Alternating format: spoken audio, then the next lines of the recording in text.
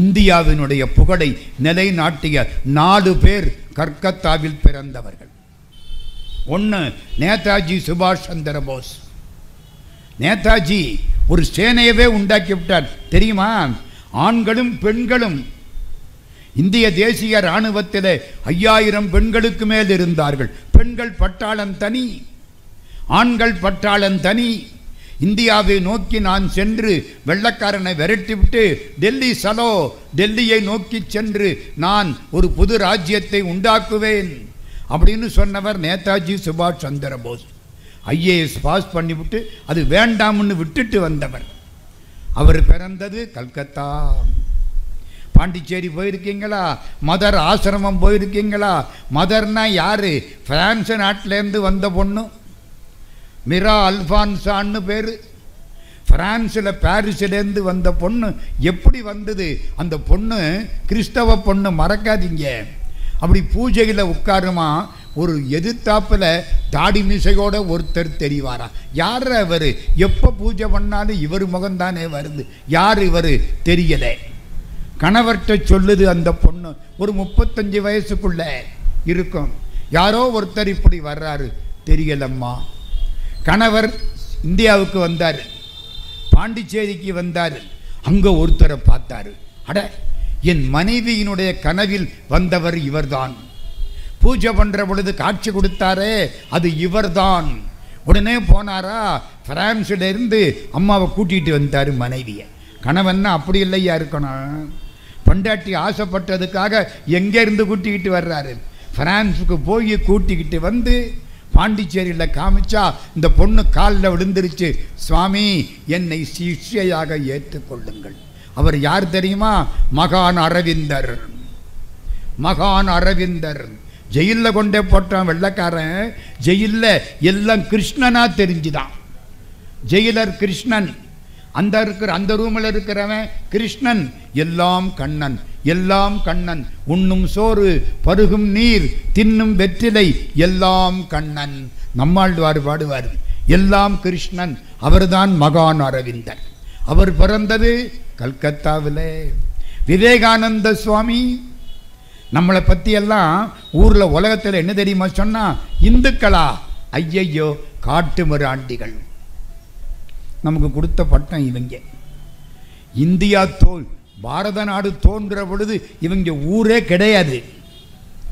அப்படிப்பட்ட காலம். அவன் சொல்றான் நம்மளை பார்த்து, இவன் பூரா காட்டு மிராண்டிகள். கல்லை கும்பிடுவார்கள், மரத்தை கும்பிடுவார்கள், மண்ணை கும்பிடுவார்கள். இவர்கள் பாம்பை கும்பிடுவார்கள், பல்லியை கும்பிடுவார்கள். காட்டு மிராண்டிகள் இப்படின்னு அமெரிக்காக்காரன் சொல்லிக்கிட்டு தெரிஞ்சான். 1893 சுவாமி விவேகானந்தர் அமெரிக்காவுக்கு போனார். சிகாகோன்னு ஒரு ஊர். நான் ஒரு தரம் போய் பார்த்துட்டு வந்துட்டேன். சிகாகோவில் பேசினார். பெரிய மகாநாடு, 7000 பேர் உட்கார்ந்து இருக்கிறோம். சர்வ மத மகாநாடு. கிறிஸ்டியன்ஸ் அதிகம், புத்திஸ்ட் ஒரு பக்கம், எல்லாரும் இருக்கிறான். இந்து மதத்துக்கு நாதியே இல்லை. இங்கே பேப்பரில் செய்தி வந்துச்சான். எந்த ஊரில்? இந்தியாவில் சிகாகோவில் சர்வ மத மகாநாடு நடக்கிறது, முடிந்தவர்கள் வரலாம். ஒரு இந்து ஒருத்தர் எந்திரிச்சாராம், நம்ம போகலாமான்னு கேட்டாராம். பத்திரிகைக்காரன் சொன்னானா, எதுக்கு போகணும்? அங்கே போய் இந்தியான்னு ஒரு நாடு இருக்கு, எல்லாத்துக்கும் கீழ்ப்பட்ட நாடு, ஒன்றத்துக்கும் லாயக்கில்லாத நாடு அப்படின்னு சொல்லிட்டு வர்றதுக்கா? அங்கே போய் பாருங்க, போர்டு போட்டிருப்பானா அந்த காலத்தில், நாய்களும் இந்தியர்களும் பிரவேசிக்க கூடாது. Dogs and Indians not allowed. இந்த அநியாயத்தை பற்றியலா? வெள்ளக்காரங்க அவ்வளவு திமிரு. நாய்களும் இந்தியர்களும் பிரவேசிக்க கூடாது. அப்போ யாரும் போகலை. சுவாமி விவேகானந்தர் மட்டும் போனார். 1893 மார்ச் மாதம்னு சொன்னாங்க. இவர் புறப்பட்டு போயிட்டார். கையில் காசு இல்லை. சாமியார். சென்னையில் ஒரு புண்ணியவான், 23 வயசு பையன், அழகிய சிங்கம்னு பேர். அழகிய சிங்கம் ஐயங்கார் அப்படின்ன உடனே ஒரு 60 வயசு நினைக்காதீங்க, சின்ன பிள்ளை. 23 வயசு, கல்லூரி மாணவர். அவரு போனாராம். எல்லார்ட்டையும் 50 காசு வாங்கினாராம். 1/2 ரூபா.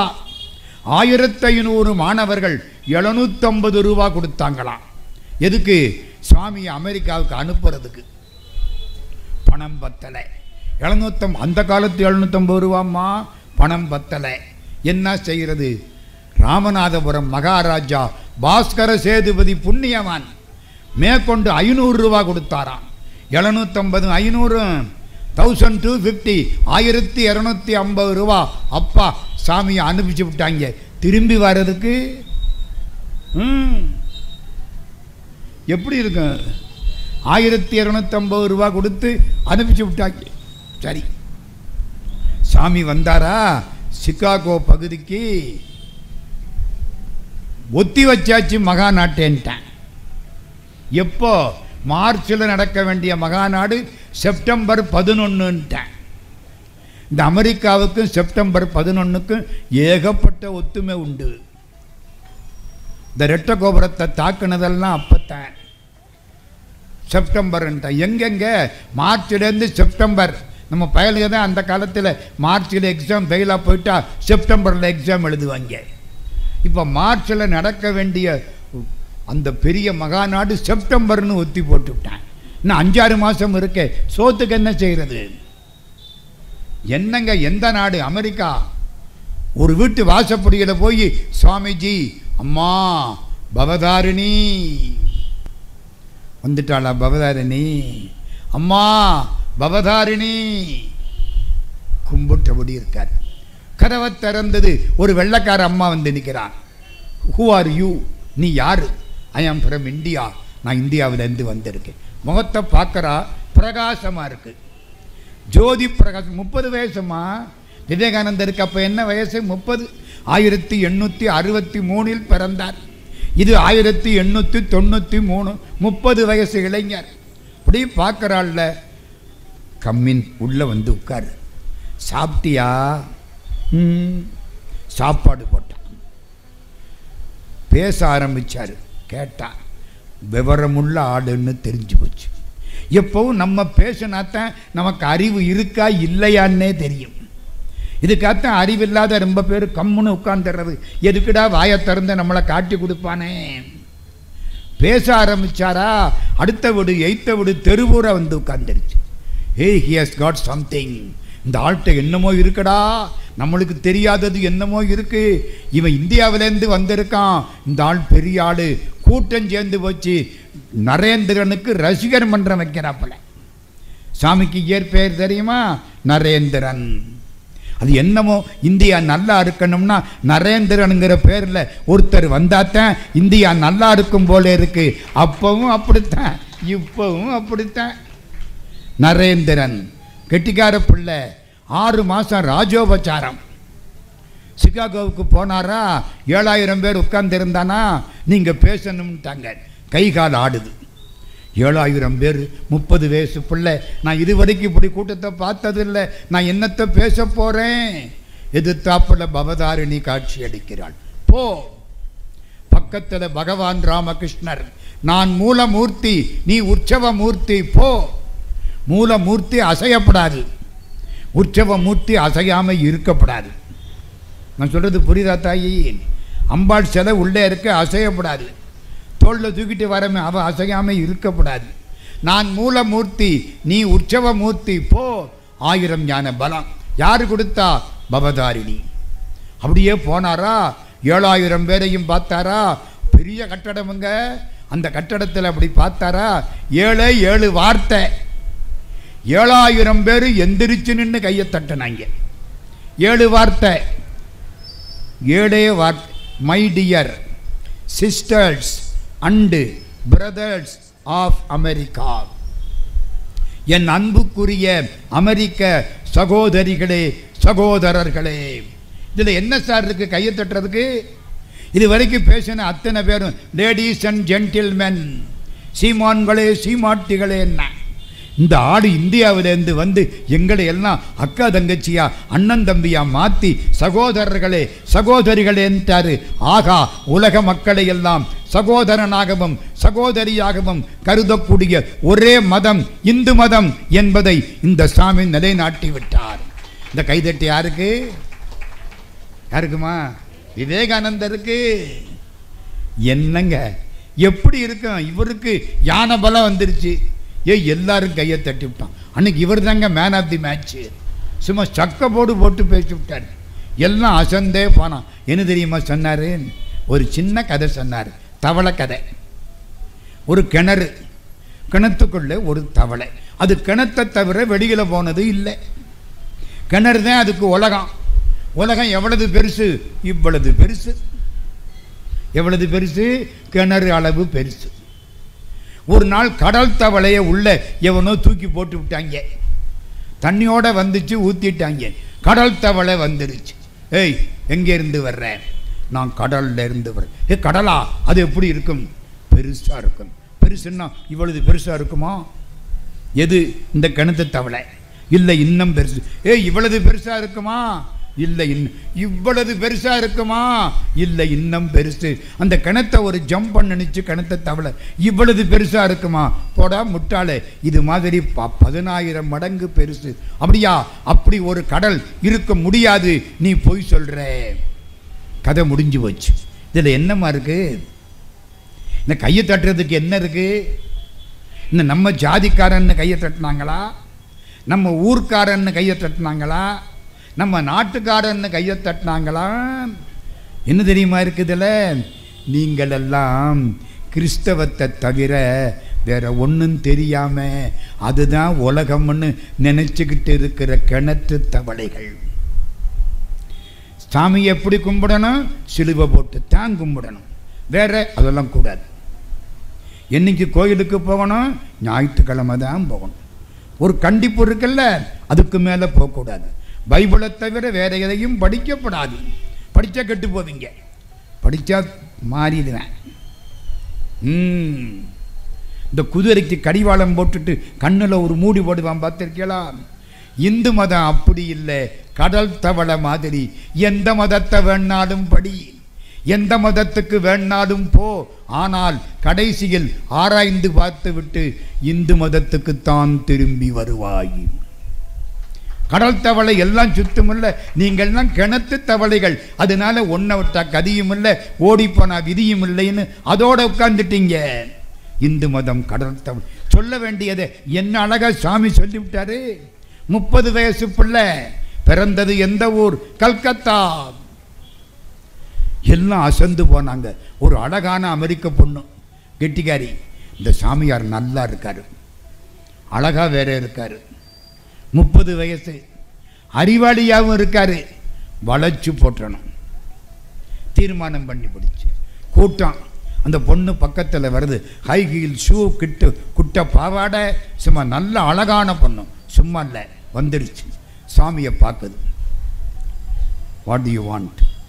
உனக்கு என்ன வேணும் சொல்லணும். ஐ லவ் யூ, நான் உன்னை காதலிக்கிறேன், அப்படித்தானே சொல்லணும். அசிங்கம். ஒரு பொண்ணு அப்படி சொல்லுமா? வெக்கம். இத்தனை பேருக்கு முன்னால் அப்படி சொல்ல முடியுமா? சொல்லப்படாது. ஆனால் சொன்னத்தன் காரியம் நடக்கும். வாயை மூடிக்கிட்டு போனால் இந்த ஆள் இந்தியாவுக்கு போயிடுவார். விட்டுறப்படாது. இந்த வாய்ப்பு போனால் இனிமே கிடைக்காது. அப்படி பார்த்த Swamiji, what to you want? I want to have a Sun like you. உங்களைப் போலே ஒரு மகனை பெற்றுக்கொள்ள நான் விரும்புகிறேன். சுற்றி வளைச்சு தொட்டு விட்டாளா? உங்களை மாதிரி ஒரு மகன் வேணும்னா என்ன அர்த்தம்? நீங்கள் என்ன கல்யாணம் பண்ணிக்கணும். உங்களை மாதிரி ஒரு பிள்ளை எனக்கு வேணும். சொல்ல வேண்டியதை கெட்டிக்கார பொண்ணு நாசூக்கா அழகா சொல்லிவிட்டா. நம்ம காலத்து சாமியாராக இருந்தா, சே அமெரிக்காரிகளில் கூப்பிடுறா, தேங்க்யூன்ட்டு பின்னாலே போயிருப்பார். நீ முன்னாலே போனா நான் பின்னாலே வாரேன் போயிருப்பாரா இல்லையா? இது சுவாமிஜி விவேகானந்தர் பவதாரிணியினுடைய பிள்ளை. என்ன சொன்னார் தெரியுமா? உனக்கு என்னம்மா வேணும்? என்ன மாதிரி பிள்ளை? ஐயையோ, என்ன மாதிரி என்ன பிள்ளை? நானே உனக்கு பிள்ளை. I am your son my dear mother. அம்மா, நானே உனக்கு பிள்ளை. ஓஞ்சு போனா. This is India. என்ன அர்த்தம்? இதுதான் இந்தியா. பெண்டாட்டியை தவிர அத்தனை பெண்களும் தாய்க்கு சமானம். அதுதான் இந்தியா. என்ன சொல்லிவிட்டார் இவர்? என்ன அம்மான்ட்டாரு. நான் டேடி, நான் வந்து டார்லிங்னு கூப்பிடுவார்னு நினைச்சேன். இந்த மனுஷன் என்ன அம்மான்னு கூப்பிட்டு விட்டாரு. இந்தியாவில் பொண்டாட்டியை தவிர மற்ற பெண்கள் எல்லாம் தாய்க்கு சமானம் தெரியுமா? தம்பி சம்சாரம் மகளுக்கு சமானம், அண்ணன் மனைவி தாய்க்கு சமானம். நம்ம பழக்கம், நம்ம பண்பாடு. ஆனால் அமெரிக்காவில் தாயை தவிர அவ்வளோதான், அதுக்கு மேலே நான் சொல்லக்கூடாது. புரியுதா? அவ அரண்டு பணம். அன்னி பெசன்ட்னு ஒரு அம்மா, அவங்க பெரிய ஆள், ஹோம் ரூல் மூமெண்ட். அழகா சொன்னாங்க, நம்ம அமெரிக்கன்ஸ் தப்பு பண்ணிவிட்டோம். என்ன தப்பு? நம்ம சாமியார்களை இந்தியாவுக்கு அனுப்பிச்சு நம்ம தப்பு பண்ணிவிட்டோம். இந்தியாவிலிருந்து இப்படி ஒரு 4 சாமியார் அமெரிக்காவுக்கு வந்திருந்தா, ஐயோ அமெரிக்கா இந்தியா மாதிரி சிறப்பாயிருமே. சொன்னது சாதாரணப்பட்ட ஆள் இல்லைங்க. ஹோம் ரூல் மூமெண்ட் அன்னி பெசன்ட் கொடி கட்டி பறந்தாரா? யாரு காரணம்? பவதாரிணி காரணம். சார், யாரு சார் இந்த பவதாரிணி? கல்கத்தாவுக்கு என்ன புகழ்? நேதாஜி பிறந்தது கல்கத்தா, விவேகானந்தர் கல்கத்தா, அரவிந்தர் கல்கத்தா, தாகூர் கீதாஞ்சலி, நோபல் பரிசு பெற்ற கீதாஞ்சலி. ஒன்னே ஒன்று சொல்லவா? அதிலிருந்து தாகூர் ஒரு நாள் தூங்கினாராம். கடவுள் கனவுல வந்துட்டார். ஏய், நாளைக்கு மத்தியானம் உன் வீட்டுக்கு வரப்போகிறேன் 1 மணிக்கு. ஆகா, நாளைக்கு கடவுள் நம்ம வீட்டுக்கு வரப்போகிறாரா? முடிச்சுக்கிட்டாரு. வீடெல்லாம் சுத்தம் பண்ணி அழகா எல்லா இடத்துலையும் கோலம் போட்டு விளக்கேற்றி வச்சு பழம் வச்சு சாம்பிராணி ஏற்றி காத்துக்கிட்டு இருக்காரு. எப்போ வர்றேன்னாரு? 1 மணிக்கு. 12 மணி ரெடியாக உட்கார்ந்துருக்காரு. கடவுள் வருவார், கடவுள் வருவார். வாசக்கதவை திறந்து வச்சு ஊதுபத்தி புகையுது, அப்படி பார்த்துக்கிட்டே இருக்கார். ஒரு கிழமை 95 வயசு. ஐயா, கொஞ்சங்க நான் உட்கார்ந்துட்டு போகிறேன். அட பாவி, இங்கெல்லாம் உட்காரப்படாது, கடவுள் வரப்போறார். நீ பாட்டுக்கு செத்து தொலைச்சின்னா கடவுள் வரமாட்டார். தீட்டு போடா. சாமி, கால் வலிக்குது, ஒரு அரை நிமிஷம் கூட உட்கார முடியலை, ரொம்ப கஷ்டமாக உட்காந்துட்டு போகிறேன். பெரம்பு எடுத்து போட்டாரு காலில் ஒரு போடு. போடா, கடவுள் வர்ற நேரத்தில் கிழமை நீ வர்ற போ. இந்த ஆள் போயிட்டான். 12:15. குஷ்டரோகி, உடம்பெல்லாம் அழுகி போச்சு. அந்த வியாதிக்கு பேர் தெரியுமாம்மா? தமிழில் தொழுநோய். குஷ்டரோகத்துக்கு என்ன பேர்? தொழுநோய். ஏன்? எல்லா நோயும் அதை தொழுமா. அது அவ்வளவு மோசமான நோயாம். அதனால அதுக்கு என்ன பேர் வச்சேன்? தொழுநோய். அப்படியே உடம்பு அழுகி வடிக்குது. சாமி, கொஞ்சம் படுத்துக்கிறேன். போடா போடா போடா, கடவுள் வரப்போறாரு. குஷ்டரோகியை பார்த்தா கடவுளுக்கு ஆகாது. எப்படி இருக்கு? நீ வராத போ. முடியலை சாமி, கொஞ்சம் சாஞ்சுக்கிறேன். உட்காந்துட்டேன். எடுத்தாரு பெரம்ப, போட்டாரு முதுகில் ஒரு போடு. எந்திரிச்சு போயிட்டேன். 11:55. இன்னும் 5 நிமிஷத்தில் கடவுள் வரப்போறார். அல்ல 12:55. இன்னும் 5 நிமிஷத்தில் கடவுள் வரப்போறார். வயிற்றுல பிள்ளை, கர்ப்பிணி, கடவுளுக்கு சமானம். வயிற்றுல பிள்ளையோட ஒரு பொண்ணு வந்தா அவள் கடவுளுக்கு சமானம். அது குடியிருந்த கோயில். கஷ்டப்பட்டு வர்றா. சாமி, மயக்கமா வருது, கொஞ்சம் உட்கார்ற. ஐயோ, குழந்தை பிறந்துட்டா தீட்டு, கடவுள் வரமாட்டார். வரமாட்டார்ல கடவுள். இது எப்படி இருக்கு? தீட்டான் வரமாட்டானா? அதுக்கும் கருவறைன்னு பேரு, இதுக்கும் கருவறைன்னு பேரம்மா. புரியுதா? அம்மா வயிற்றுல பிள்ளை இருக்கிற அதுக்கு என்னம்மா பேரு? கருவறை. ஞாபகம் வச்சுங்க. போ, நிற்காதே. இல்லை சாமி, கொஞ்சம் படுக்கிறேன். தலையில் ஒரு அடி போட்டார். வாங்கிக்கிட்டு போயிட்டா. மணியாச்சு, கடவுளை காணோம். சொன்ன நேரம் முடிஞ்சு 1/4 மணி நேரம், அரை மணி நேரம். கடவுள் ஏமாற்றி விட்டார். ராத்திரிக்கு தூங்குறாரு தாகூர். கடவுள் கனவுல வர்றார். நீ என்ன கனவுல வர்ற, நனவுல வர்றேன்னு சொல்லிவிட்டு ஏமாற்றி விட்ட. இன்னைக்கு வர்றேன்னு இல்லை, வரல இல்லை. யார சொன்னா? முதல்ல கிழவனா வந்தேன், காலில் அடிச்சு விட்டேன். குஷ்டரோகியா வந்தேன், முதுகில் அடிச்சு விட்டேன். தாய்க்குலம் கர்ப்பிணி பொண்ணா வந்தேன், பாவி, அப்போ கூட இறக்கம் இல்லை, தலையில் அடிச்சு விட்டேன். உங்ககிட்ட அடி வாங்க முடியாது, நான் வரமாட்டேன், போ. புரியுதா? கடவுள் எப்படி வருவாரம்மா? எப்படி வேணாலும் வருவார். இந்த கதையை சொன்னது யாரு? தாகூர். கீதாஞ்சலி. தாகூர் பிறந்தது கல்கத்தா, விவேகானந்தர் பிறந்தது கல்கத்தா, நேதாஜி பிறந்தது கல்கத்தா, அரவிந்தர் பிறந்தது கல்கத்தா. தன்னுடைய வருமானங்களில் பெரும் பகுதியை தானமாக கொடுத்துவிட்டு இந்தியா வாழ வேண்டும் என்று பல ஆண்டுகள் வாழ்ந்த டாட்டா இப்போ இறந்து போனாரே. டாட்டா குடும்பத்தார் வாழ்ந்தது பூரா கல்கத்தா. ஜப்பான்காரன் இந்தியாவில் குண்டு போடுறேன் நானா, நேதாஜி போனாராம், இந்தியாவில் எங்கே வேணாலும் குண்டு போடு, கல்கத்தாவில் மட்டும் போட்டுறாதேன். ஏன்? எங்கள் இண்டஸ்ட்ரி பூரா அங்கே தான் இருக்குது, எங்கள் தொழில் பூரா அங்கே தான் இருக்குது. நீ போட்டினா பல பேர் வாழ்க்கை போயிடும். எப்படி இருக்குது? எல்லாம் கல்கத்தா. பக்கிம் சந்திரர் அவர் வாழ்ந்தது கல்கத்தா. என்னங்க சொல்ல வேண்டிய ஆளை விட்டுட்டீங்களே. ராமகிருஷ்ணர் வாழ்ந்த இடம் கல்கத்தா. அதுக்கு மேலே ஒரு ஆள் உண்டா? பகவான் ராமகிருஷ்ணன் விவேகானந்தரை பக்குவப்படுத்திய மகா ஞானி பகவான் ராமகிருஷ்ணர் வாழ்ந்த இடம் கல்கத்தா. இத்தனை பேரும் பவதாரிணியை கும்பிட்டவர்கள். யாரு பவதாரிணி? கல்கத்தாவில் 2 காளி கோயில், டவுனுக்குள்ள ஒரு காளி கோயில். கல்கத்தான்னு பேர் ஏன் தெரியுமா வந்துச்சு? காளிகாட், காளி கட்டம். அங்கே யாரு ராணி? மகா காளி. காளி கட்டம், அதான் பின்னால காளிகட், காளிகட் கல்கத்தான்னு ஆகிப்போச்சு தமிழில். 2 காளி கோயில். ஒன்று ஊருக்கு நடுவில். காளி பயங்கரமாக இருப்பா, பார்த்துருக்கீங்களா? வாயத்திறப்பா இந்த நாக்கு இதுவரைக்கும் தொங்கும். கல்கத்தா காளி. ஊர் மக்கள் எல்லாம் பயப்படுவாங்க. அவளுக்கு பலி உண்டு. நான் ஒரு 20 வருஷத்துக்கு முன்னால் முறை கல்கத்தா தமிழ்ச்சங்கத்தில் பேசுகிறதுக்காக போனேன். ஐயா அந்த காளி கோயிலை பார்க்கணும்னே. போங்க, பையில் 10 ரூபாய்க்கு மேலே வச்சுக்கிறாதீங்க. ஏன்? எடுத்துக்கிட்டு விட்டுருவாங்க. அப்போவே கெட்டு போச்சு, எடுத்துக்கிட்டு விட்டுருவாங்க. நான் சொன்னபடி 10 ரூபா தான் வச்சுருந்தேன் கையில். அப்போல்லாம் 10 ரூபாய்க்கு மதிப்பு உண்டு. உள்ளே போனான்னா குனின்னா, அதை மொழி ஏதோ புரிஞ்சுக்கிட்டேன். குனிஞ்சனா என் பையிலேருந்து 10 ரூபாய் எடுத்துவிட்டேன். அடித்தான் பாருங்க முதுகில் ஒரு அடி. ஏண்டான்னு கேட்டால் என் பாவம் போயிடுமா. அவன் அடித்து நான் அடி வாங்கினா என்ன போகும்? என் பாவம் போயிடும். அவன் அடித்த அடியில் எனக்கு நாக்கு தொங்கி போச்சு. காளிக்கு போட்டியா? ஆமாங்க, வெளியில் வந்தா படி கொடுக்குறாங்க. இது ஒரு காளி. இதுதான் கல்கத்தா பூரா. ஆனால் பவர்ஃபுல், அழகான திருமேனி, அற்புதமான காளி, மகா காளி. இருங்க, இது கங்கைக்கு இந்த பக்கம், கங்கைக்கு அக்கறையில்.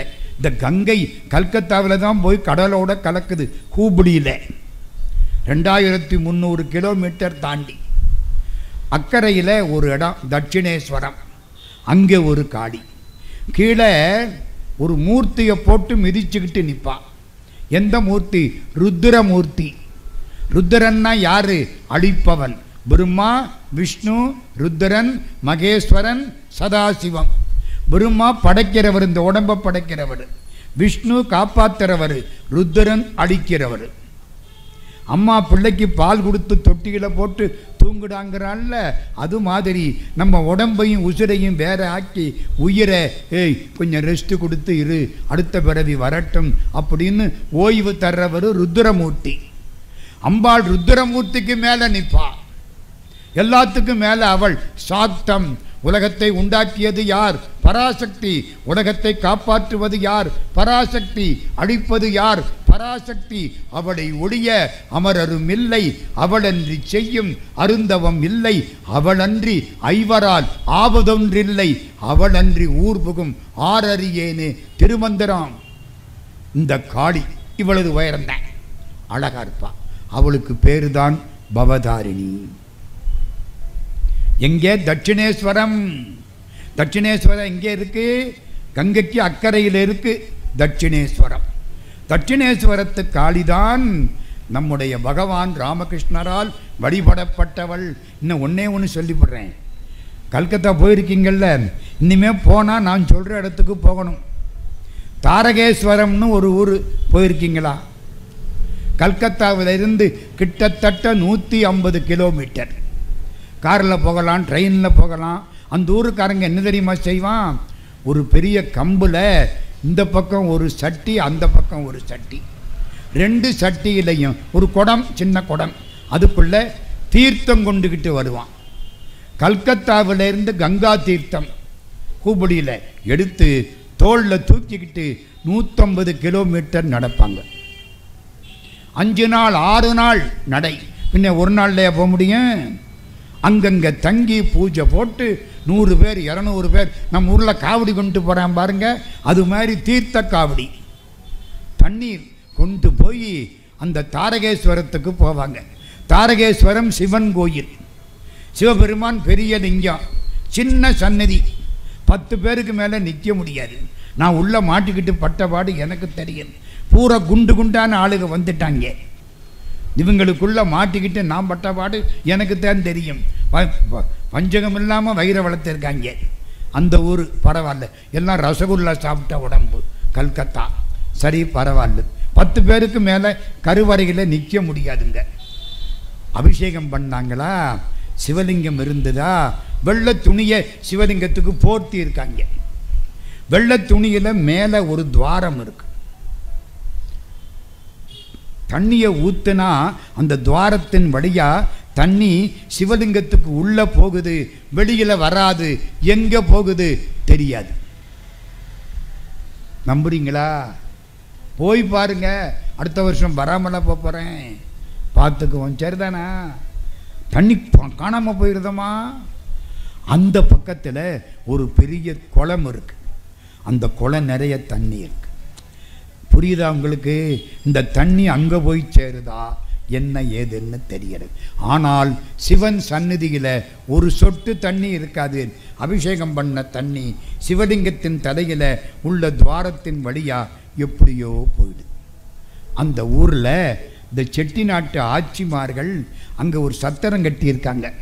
எங்கே? தாரகேஸ்வரத்தில். அதில் இந்த மார்கழி மாதம் நீங்கள்லாம் இந்த காலையில் எந்திரிச்சு 5 மணிக்கு திருவம்பாவை திருப்பாவை பாடுறீங்களா இல்லையா? அது மாதிரி அவங்க திருப்பள்ளி எழுச்சி பாடுவாங்க. கோயில் சின்ன கோயில் தானே, திருப்பள்ளி எழுச்சி பாட்டை பாடிட்டு போவாங்க. திருப்பள்ளி எழுச்சி தெரியுதா? போற்றி என்பாள் முதலாகிய பொருளே புலர்ந்தது பூங்கலர்கெனி துணை மலர் கொண்டு ஏற்றி நின் திருமுகத்தெமக்கருள் மலரும் எழில் நகை கொண்டு நின் திருவடி தொடுவோம் சேற்றுதல் கமலங்கள் மலரும் தன்வயல் சூழ் திருப்பெருந்துறை உரை சிவபெருமானே ஏற்றுயர் கொடி உடையாய் எமை உடையாய் எம்பெருமான் பள்ளி எழுந்தருளாயே. இது முதல் பாட்டு. 10 பாட்டும் படிப்பாங்க. ஒரு வங்காளி பையன் சுனித்குமார் சாட்டர்ஜின்னு அவன் பேர். சுனித்குமார் சாட்டர்ஜி. அந்த பையன் இந்த பாட்டை கேட்டுக்கிட்டே வந்தான். டேய் நல்லா இருக்கடா அந்த பாட்டு. அவனுக்கு தமிழ் தெரியாது, ஆனால் அந்த சவுண்டு இந்த ஒலி நல்லா இருக்கு. இவங்க பின்னாலே வர ஆரம்பிச்சிட்டான். 30 நாள் வந்தான். அந்த பாட்டு மொழி தெரியலை, பாடமாயிடுச்சு. திருப்பெருந்துறை உரை சிவபெருமானே, திருப்பெருந்துறை உரை சிவபெருமானே. அந்த வரி அவனுக்கு ரொம்ப பிடிச்சிருச்சு. போன ஜென்மத்து புண்ணியம்மா, நீங்கள்லாம் இங்கே வந்து அருணகிரிநாதர் சபை மாதர் சபையில் இருந்து திருப்புகள் பாடுறீங்க கேட்குறீங்கன்னா எத்தனை ஜென்மத்து புண்ணியமோ உங்களை கொண்டாந்து சிவகாசியில் உட்கார வச்சிருக்கு. இல்லைன்னா வர முடியுமா? எங்கேயோ உட்காந்து என்னத்தையோ ஒன்றை பார்த்துக்கிட்டு இன்றைக்கி 4300 மெசேஜ். ரொம்ப அவசியம் பாருங்க. அப்படித்தான் உட்கார்ந்துருப்பீங்க, இங்கே வருவீங்க. போன ஜென்மத்து புண்ணியன். இந்த பையனுக்கு சந்தோஷம். ஒரு அம்மாவை கேட்டேன், அம்மா இது என்ன லாங்குவேஜ்? இங்கிலீஷில். இது தமிழ். நான் தமிழ் படிக்கிறேன். வங்காளத்து பையன் தமிழ் படித்தான், நல்லா படித்தான். திருவாசகத்தை பூரா படித்தான். திருவாசகத்தில் முக்கியமான 7-8 தலைப்பை பெங்காலி லாங்குவேஜ் வங்காள மொழியில் மொழிபெயர்த்தான். சிவபுராணன் வங்காளத்தில் இருக்குமா? நம சிவாய வாழ்க நாதன் தாழ் வாழ்க அப்படி டிரான்ஸ்லேஷன் மொழிபெயர்ப்பு வங்காளத்தில் இருக்கு. இந்த சின்ன பையன் பண்ண வேலை. தன் பேரை மாற்றிக்கிட்டான். இனிமே ஐ ஆம் நாட் சுனித்குமார் சாட்டர்ஜி, நான் சுனித்குமார் சாட்டர்ஜி அல்ல, என் பெயர் நன்னெறி முருகன். நன்னெறி முருகன். நம்மெல்லாம் ரமேஷ் உமேஷ் காமேஷ்னு பேர் வைக்கிற காலத்தில் அவன் நன்னெறி முருகன்னு பேர் வச்சான். வங்காளத்து பையன். எந்த ஊர்? கல்கத்தா. கங்கை தண்ணியை காவிரியோட சேர்க்கணும்னு பாரதி பாடினார், ஞாபகம் இருக்கா? வங்கத்தில் ஓடி வரும் நீரின் மிகையால் மையத்து நாடுகளில் பயிர் செய்குவோம். அந்த வங்காளத்துக்கு பக்கத்தில் இப்போ தான் கதைக்குள்ள போகிறேன். கமர்புகூர்னு ஒரு ஊர்.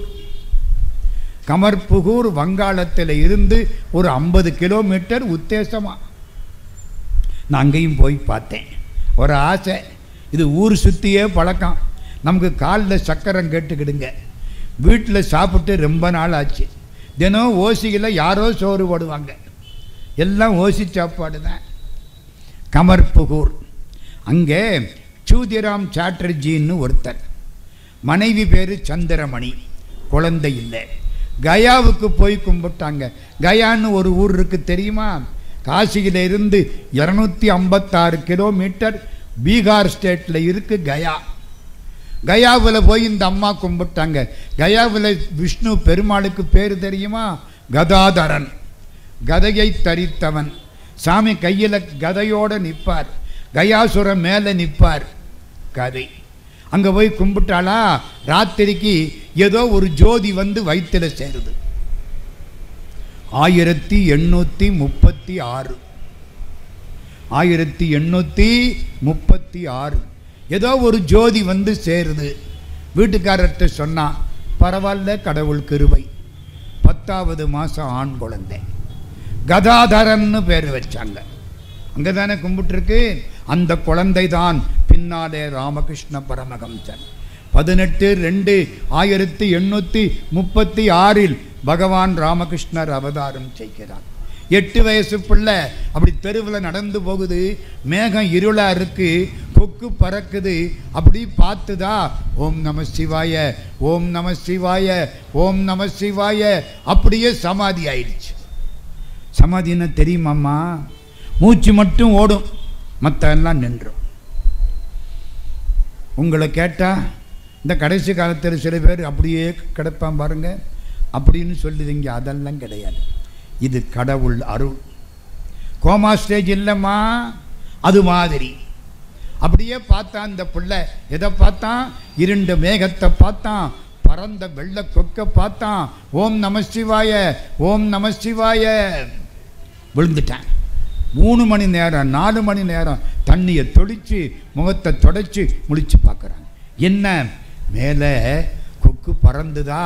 அது திருநீர் மாதிரி தெரிஞ்சிச்சு. இந்த மேகம் கருப்பாக இருக்கா?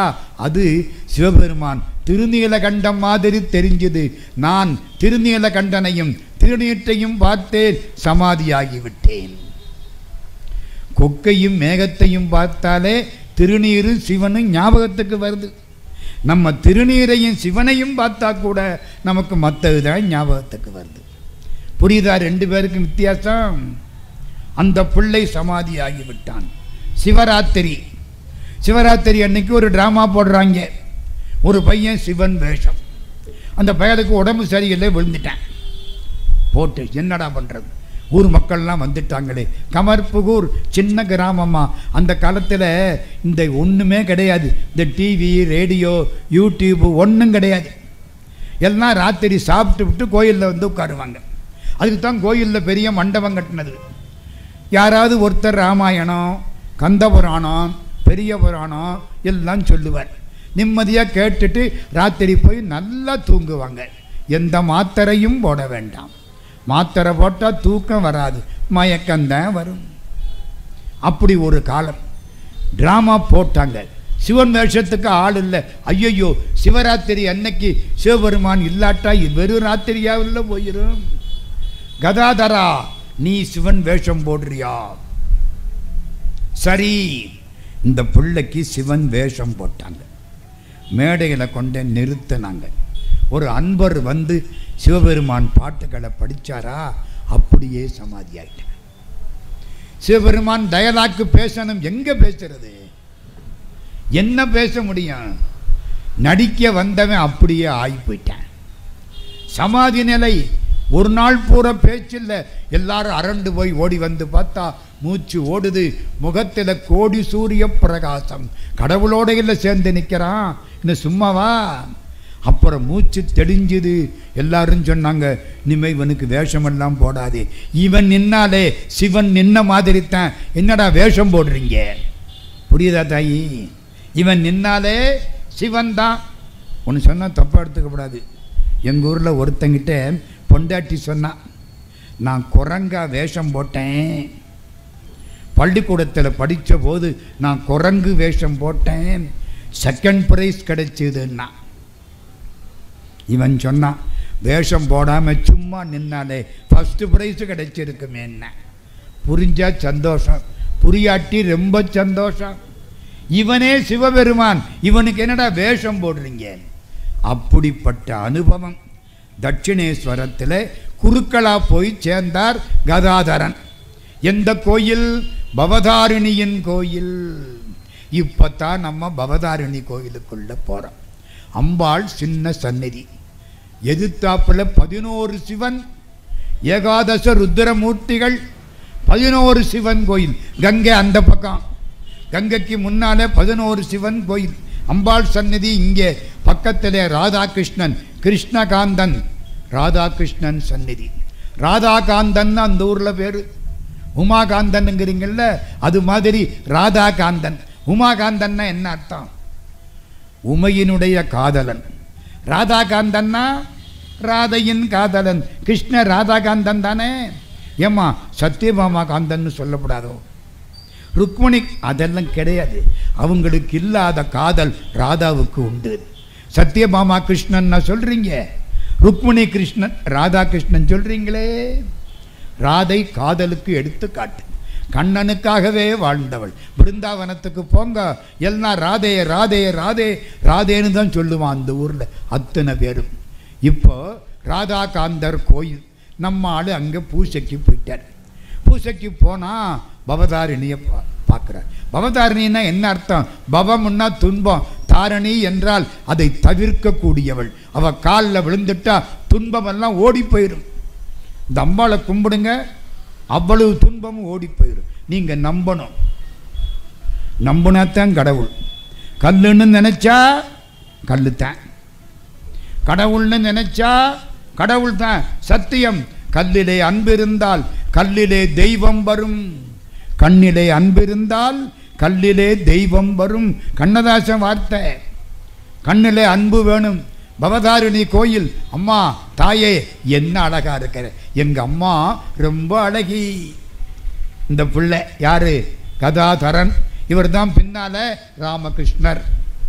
அம்மா நீ சாப்பிட்டுருக்க மாட்டியே, இந்த சாப்பிடு. அம்பாளை சாப்பிடுவா. சாப்பிடலை. இவருக்கு தாங்க முடியலை. அம்மா நானும் இங்கே வழிபாடு பண்ணுறேன், உன் பூஜைக்கு வந்துட்டேன், ராத்திரி பகலாக உன்னோட தான் இருக்கிறேன், நீ எனக்கு உன்னுடைய உண்மையான தோற்றத்தை காட்ட வேண்டும். பவதாரிணி உன்னுடைய உண்மையான தோற்றம். இது கல் விக்கிரகம், இது அடையாளம். எனக்கு உன்னுடைய உண்மையான தோற்றம் வேண்டும். அம்பாள் காட்டுவாளா?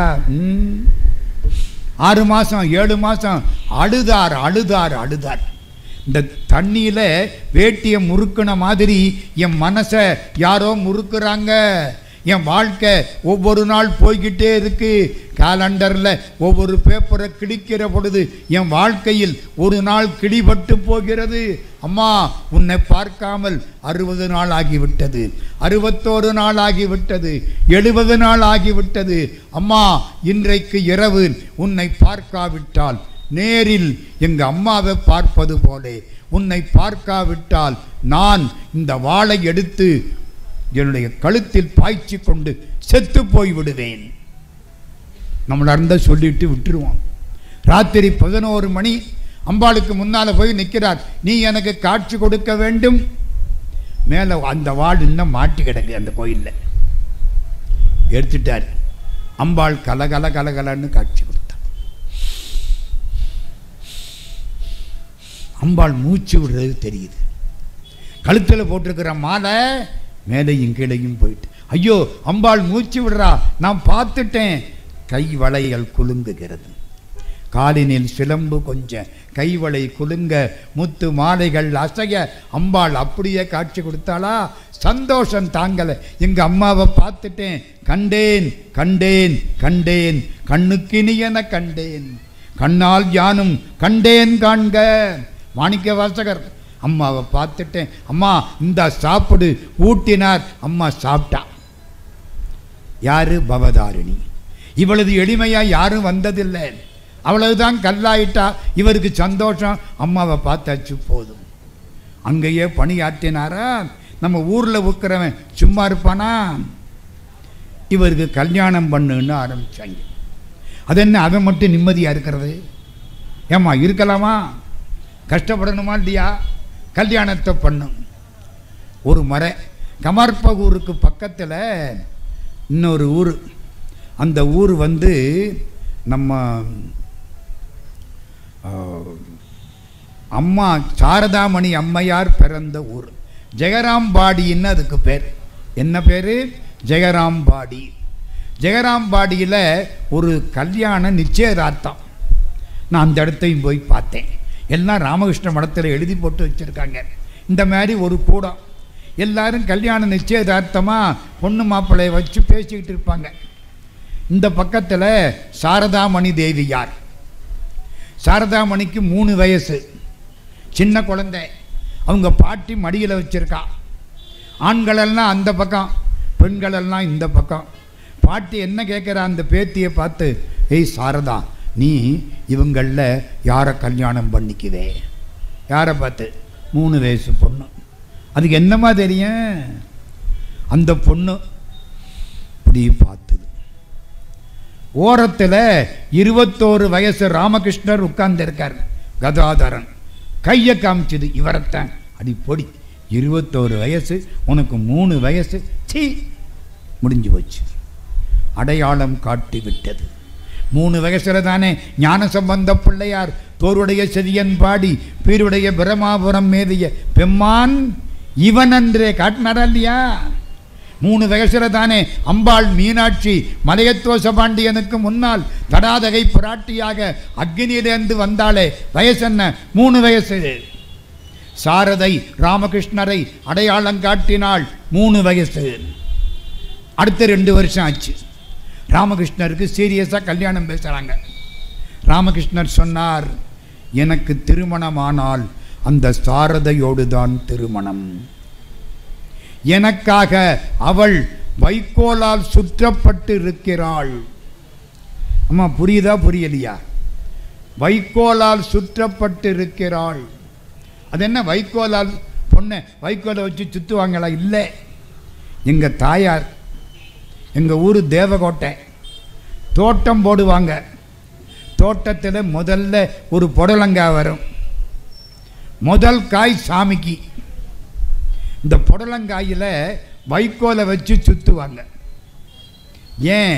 எது முதல் புடலங்காயின்னு தெரியணுமா இல்லையா? 4-5 காய் வந்துட்டா எது முதல்லேன்னு தெரியாது. அதனால சாமிக்குன்னு நேர்ந்து விடுறத வைக்கோல் போட்டு சுற்றி வச்சிருவாங்க. புடலங்காய் பெருசாக வந்த உடனே வைக்கோல் சுத்தினதை சாமிக்கு கொடுத்துருவாங்க. அப்போது வைக்கோலால் சுத்தப்பட்டதுன்னா என்ன அர்த்தம்? கடவுளுக்கு அர்ப்பணிக்கப்பட்டது. சாரதை எனக்காக வைக்கோலால் சுற்றப்பட்டு காத்திருக்கிறாள். கல்யாணம் பேசினாங்க, முடிஞ்சு போச்சு கல்யாணம். மாப்பிள்ளைக்கு 24 வயசு, பொண்ணுக்கு 5 வயசு. பொண்டாட்டியை தூக்கி இடுப்பில் வச்சுக்கலாம். உங்களால் முடியுமா? அந்த காலம்மா பொண்ணு சின்ன பொண்ணு. கல்யாணத்தை பண்ணி அம்மா வீட்டில் விட்டு நம்ம ஆடு பவதாரிணிட்ட பூஜை ஆரம்பிச்சிட்டாரு. முக்கியமான செய்தி சொல்ல போகிறேன், அதுக்காகத்தான் அந்த தலைப்பு எடுத்தேன். அங்கே இருக்கார். எங்கே? கல்கத்தா தாண்டி தட்சிணேஸ்வரம். தட்சிணேஸ்வரத்தில் ஒரு நிகழ்ச்சி. அந்த கோயிலை கட்டினாங்க பாருங்க. அவன் நம்ம பவதாரிணி கோயிலை, அந்த அம்மா ஒரு ஜமீன்தாரிணி அம்மா. அந்த அம்மாவுடைய மாப்பிள்ளை ஒருத்தர். அந்த ஜமீன்தாரிணி அம்மாவுக்கு ராஜமணி தேவின்னு பேர். அவங்க தான் கோயிலை கட்டினவங்க. முன்னால் உட்கார்ந்துருக்காங்க. ராமகிருஷ்ணர் அம்பாளுக்கு அபிஷேகம் பண்ணுறார். எல்லாரும் கும்பிட்டுக்கிட்டே இருக்கிறாங்க. இந்த ஜமீன்தாரணி அம்மாவுக்கு மனசு எங்கேயோ போயிடுச்சு. இன்னைக்கு கோர்ட்டில் கேஸு. நம்முடைய ஜமீனுக்கு சொந்தமான 1000 ஏக்கர் கண்ட வேலையை எடுத்து வச்சிருக்காங்க. கேட்டால் அரசாங்கம் கட்சிக்காரனுங்கிறாங்க. ஒன்றும் செய்ய முடியலை. நம்ம வக்கீல் இன்னைக்கு வாதாடுவாரோ வாய்தா வாங்குவாரோ புரியலை. கேஸ் நமக்கு ஜெயிக்குமா தோக்குமா தெரியலை. நினச்சிக்கிட்டே இருக்காங்க. இங்கே சாமிக்கு சந்தான அபிஷேகம் நடந்துக்கிட்டே இருக்கு. ராமகிருஷ்ணர் பார்த்தார் இல்லை, கீழே இறங்கி வந்தார். அந்த அம்மா ஒரு பார்வை பார்த்தார். இங்கே வந்துமா இந்த சிந்தனை பலார்னு ஒரு அறை விட்டார். யார? சம்பளம் கொடுக்கிற முதலாளி அம்மா.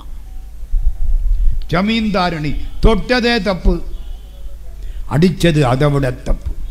ஓங்கி அடிச்சு விட்டார். வேலைக்காரன் 4 பேர் வாழை உருகிட்டு ஓடி வந்துட்டேன். இந்த சாமியாரை கண்டது கொண்டமாக வெட்டணும். அம்மா தடுத்தாங்க. நிறுத்து, அவர் சொன்னதுதான் சரி. நான் மனதளவிலே எங்கேயோ இருந்தேன். அவர் என்னை திருத்தி விட்டார். அந்த அம்மாவை கும்பிடணுமா இல்லையா? நமக்கும் தான் புத்தி மேய போகுதா இல்லையா? கான்சன்ட்ரேட் பண்ணுறோமா இல்லையே? எங்கெங்கேயோ சுற்றிட்டு வருது. ஊருக்காரன் என்ன சொன்னா, ஐயோ ஜமீன்தாரணி அம்மாவை அடிச்சு விட்டாரு, இவருக்கு பைத்தியம். எவனாவது கடவுள்கிட்ட அதிகமாக போனான், நம்ம அவனுக்கு வைக்கிற பேர் என்ன? பைத்தியம்.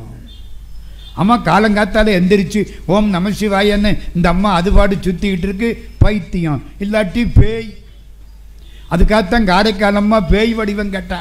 இந்த பயலுக்கு ஒரு பய கிட்ட வரப்படாது. பேய் வடிவம் கேட்டா. பைத்தியம். செய்தி ஜெயராம்பாடிக்கு போயிடுச்சு. சாரதை 12 வயசு, பெரிய பொண்ணு ஆயிடுச்சு. அவர்கிட்ட போகணும். ஊரில் என்ன சொல்கிறான்? உன் புருஷனுக்கு பைத்தியம். ஐயோ, கல்யாணத்துக்கு அப்புறம் ஒரு முறை தானே எங்கேயோ பார்த்தேன். ஆசை முகம் மறந்து போச்சே. இதை யாரிடம் சொல்வேன் அடி தோழி? போகணும். 80 கிலோமீட்டர், நடுவில் காடு, பொல்லாத இடம், நடந்து தான் போகணும். எப்போ? 1850 ஒட்டி. 1850. அவர் பிறந்தது 1836. அட ஒரு 25 வருஷம் தாண்டி வங்க. 1866 இருக்கட்டும். அந்த காலம். அடுத்த வீட்டுக்காரங்க 4 பேர். சாரதை, நாங்கள் கல்கத்தா போகிறோம், வர்றியா? ஆகா வர்றேன், நானும் கல்கத்தா போகணும், அவரை பார்க்கணும். புறப்படு. அப்பாட்ட வந்து சொல்ல.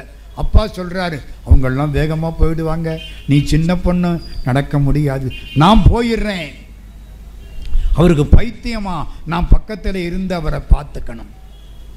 இந்திய நாட்டின் பெண்மை எப்படி இருக்கிறது என்று யாராவது கேட்டால் தைரியமாக சொல்லுங்கள், அது சாரதை மாதிரி இருக்கும். இந்திய நாட்டினுடைய ஆண்மை எப்படி இருக்கும் என்று எவனாவது கேட்டால் தைரியமாக சொல்லுங்கள், அது விவேகானந்தர் மாதிரி இருக்கும்.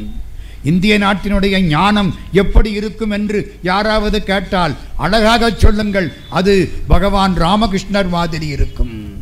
3 பேரும் அப்படி காப்பாற்றிய பெருமக்கள். இப்போ இந்த பொண்ணு அடுத்த வீட்டுக்காரங்க 5-6 பேர் போனுச்சா. அவன் சொன்னான், சாரதை நீ வேகமாக நடக்க மாட்ட, சின்ன பொண்ணு, காடு இருக்கு, ராத்திரி 12க்குள்ளே காட்டை தாண்டணும், இல்லாட்டி திருட்டு பயலுக, விலங்குகள். சரி, எல்லாம் வேகமாக போனானா முடியலை. சின்ன பொண்ணுமா, 12-12.5 வயசு, பிந்திருச்சு. எல்லாம் விட்டுட்டு போயிட்டாங்க. இந்த பொண்ணுக்காக நம்மளுமா சிங்கத்துக்கும் புலிக்கும் பலியாவது?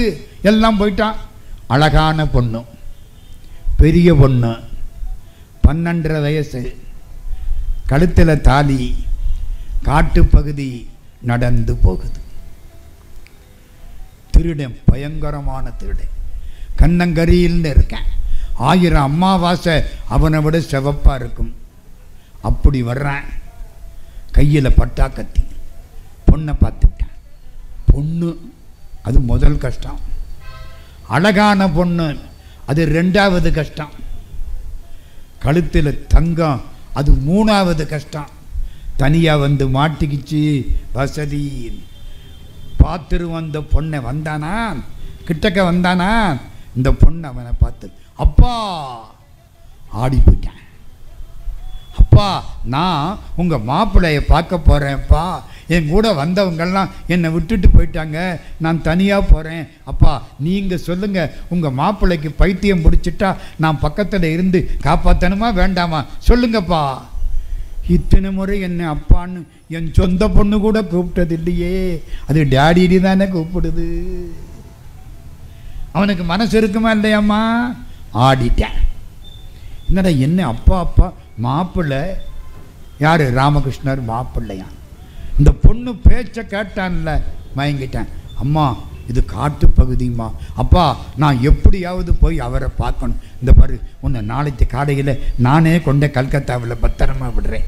இப்போ எங்கள் வீட்டுக்கு வா, அந்த பக்கத்தில் தான் வீடு, படுத்துக்கோ, பழம் தாரேன் சாப்பிடு. கூட்டிகிட்டு போயிட்டேன். வீட்டில் கொண்டே பழம் கொடுத்தேன். பொண்ணு சாப்பிட்டது, நிம்மதியாக தூங்கிடுச்சு. அவன் காவலுக்கு நிற்கிறேன். அந்த இடத்துல ராமகிருஷ்ண மடத்துக்காரங்க ஒரு கோயில் மாதிரி கட்டி அம்மா படுத்திருந்த இடத்துல சாரதையின் ஃபோட்டோவை வச்சு அவன் நின்னாம் பாருங்க, அவனை மாதிரி ஒரு சிலை பண்ணி வச்சுருக்காங்க. நான் அங்கே போய் பார்த்தேன். இதெல்லாம் பார்க்கணும்னு கல்கத்தாவை சுற்றினேன். புரியுதா? விடிஞ்சுதா? கூட்டிக்கிட்டு வந்துட்டான் பொண்ணை. பொண்ணு கம்பீரமாக வருது. அம்மா அன்பு இருந்ததுன்னா எவனையும் வளைச்சு விடலாம்மா, வம்பு இருந்தால் தான் மாட்டிக்குவோம். கூட்டிக்கிட்டு வந்துட்டானா. கல்கத்தா தாண்டியாச்சா, தட்சிணேஸ்வரம் வந்துருச்சா. இங்கே தான் அவர் இருக்கார், உங்கள் மாப்பிள்ளை இங்கே தான் இருக்கார், உள்ளே வாங்கோ. இல்லைம்மா நான் வர்றாப்பில் இல்லை, நான் யோக்கியன் இல்லைம்மா, நான் வர்றாப்பில் இல்லை, நீங்கள் வாங்க, உங்கள் மாப்பிள்ளை உங்களை பார்த்தா ரொம்ப சந்தோஷப்படுவார். நான் இன்னொரு முறை வர்றேன் தாகி ஓடி போயிட்டேன். அம்மா பக்கத்தில் வர்றா, வந்து உள்ளே போகிறான். 12.5 வயசு, அடைய அதிகபட்சம் 14 வயசு. ராமகிருஷ்ணர் உட்கார்ந்து இருக்கிறார். சின்ன அறை, ஒரு கட்டில். அந்த இடமெல்லாம் இன்னும் இருக்குது, தட்சிணேஸ்வரம். அம்மா வந்தாங்களா, கட்டிலில் பக்கத்தில் உட்கார வச்சுட்டார். சாரதை பொண்டாட்டியை பார்த்து அத்தனை வருஷம் ஆச்சு. எப்படி இருக்கான் அந்த பொண்ணு? இவரே பார்க்குது. ஆகா, முகத்தில் கோடி சூரிய பிரகாசம். இவரை போய் பைத்தியம்னு சொல்லிவிட்டானே முட்டா பைய, அவன்தான் பைத்தியம். அத்தா அரியே என்று உன்னை அழைக்க பித்தா என்று பேசுகின்றார் பிறர் என்னை. முத்தே மணி மாணிக்கமே முளைக்கின்ற வித்தே உன்னை எங்கனம் நான் விடுகிறேன். பெருமாளே, உன்னை நான் அத்தான்னு கூப்பிடுறேன், நாராயணான்னு கூப்பிடுறேன், என்னை பார்த்து பைத்தியம்ங்கிறாங்களே, இவன் சொல்றதுக்காக உன்னை கும்பிடாம விட்டுடலாமா? ஆழ்வார் கேட்கிறார். இந்த பொண்ணுக்கு சந்தோஷம், முகத்தையே பார்க்குது. இப்போ தான் பவதாரிணி வெளிப்பட போகிறாள். பகவான் ராமகிருஷ்ணர் மனைவியை பார்க்கிறார். சர்வமங்கலமாக உட்கார்ந்துருக்கிறார். முகத்தில் மஞ்சள் பூசி குங்குமம் வச்சு அப்படியெல்லாம் பண்ணுனா ரொம்ப அழகாக இருக்கும். அப்படியே இருக்கிறார்.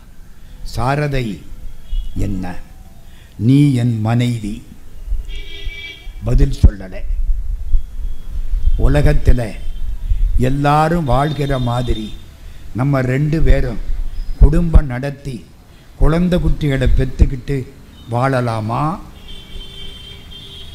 பொண்ணு பதிலே சொல்லலை. அல்லது நான் அம்பாளை நோக்கி போகிறேன், என்னுடைய பாதை ஞான பாதை, நான் கிட்டத்தட்ட சந்நியாசி, நான் அந்த பாதையில் போகிறேன். எனக்கு இந்த கல்யாணம், இந்த திருமணம், இந்த உறவு இதெல்லாம் எனக்கு விருப்பம் இல்லை. ஆனால் நீ கேட்டால் நான் எல்லா உறவுக்கும் சம்மதம். மறக்கப்படாதவர சம்மதம்.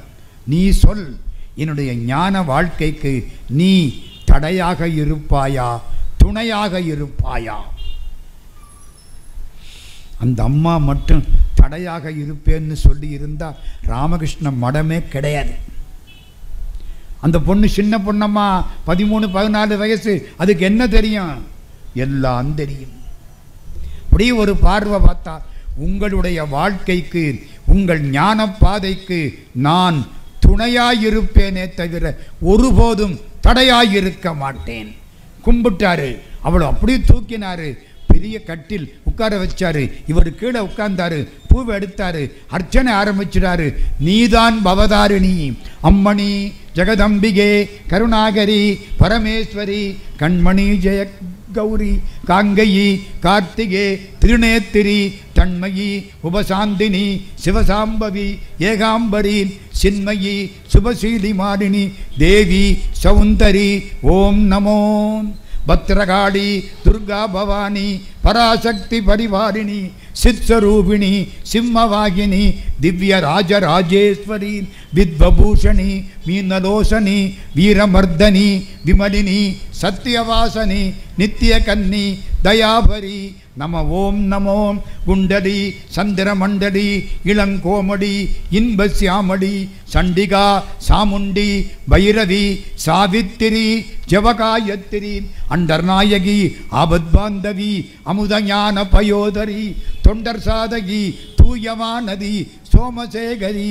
ஓம் நமோ அஷ்டலட்சுமி அபயகஸ்தனி அமலினி செங்கமலினி நிஷ்டயோகினி நிமலவாகினி நிஷ்கடங்க சந்யாசினி துஷ்டநிகிரகி தூய வைஷ்ணவி ஜோதி வேணி சுமங்கிலி சிஷ்டரட்சகி ஸ்ரீவராகினி சீதடி நம ஓம் நமோ அர்ச்சனை. அந்த அம்மா பவதாரிணியாகவே மாறிவிட்டாள். படிக்காத பொண்ணு. இவருக்காவது பல ஞானம் உண்டு, அவளுக்கு என்னம்மா ஒன்றும் தெரியாது. இந்த புருஷன்தான் எல்லாம். அப்படியே அவ்வளவுதான்.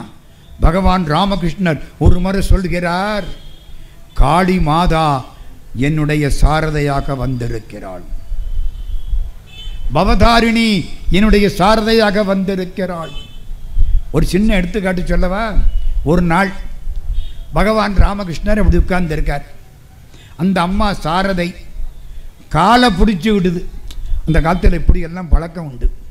வீட்டுக்காரர் உட்கார்ந்துருந்தா அவர் காலை வாரி விடக்கூடாது, பிடிச்சி விடணும்.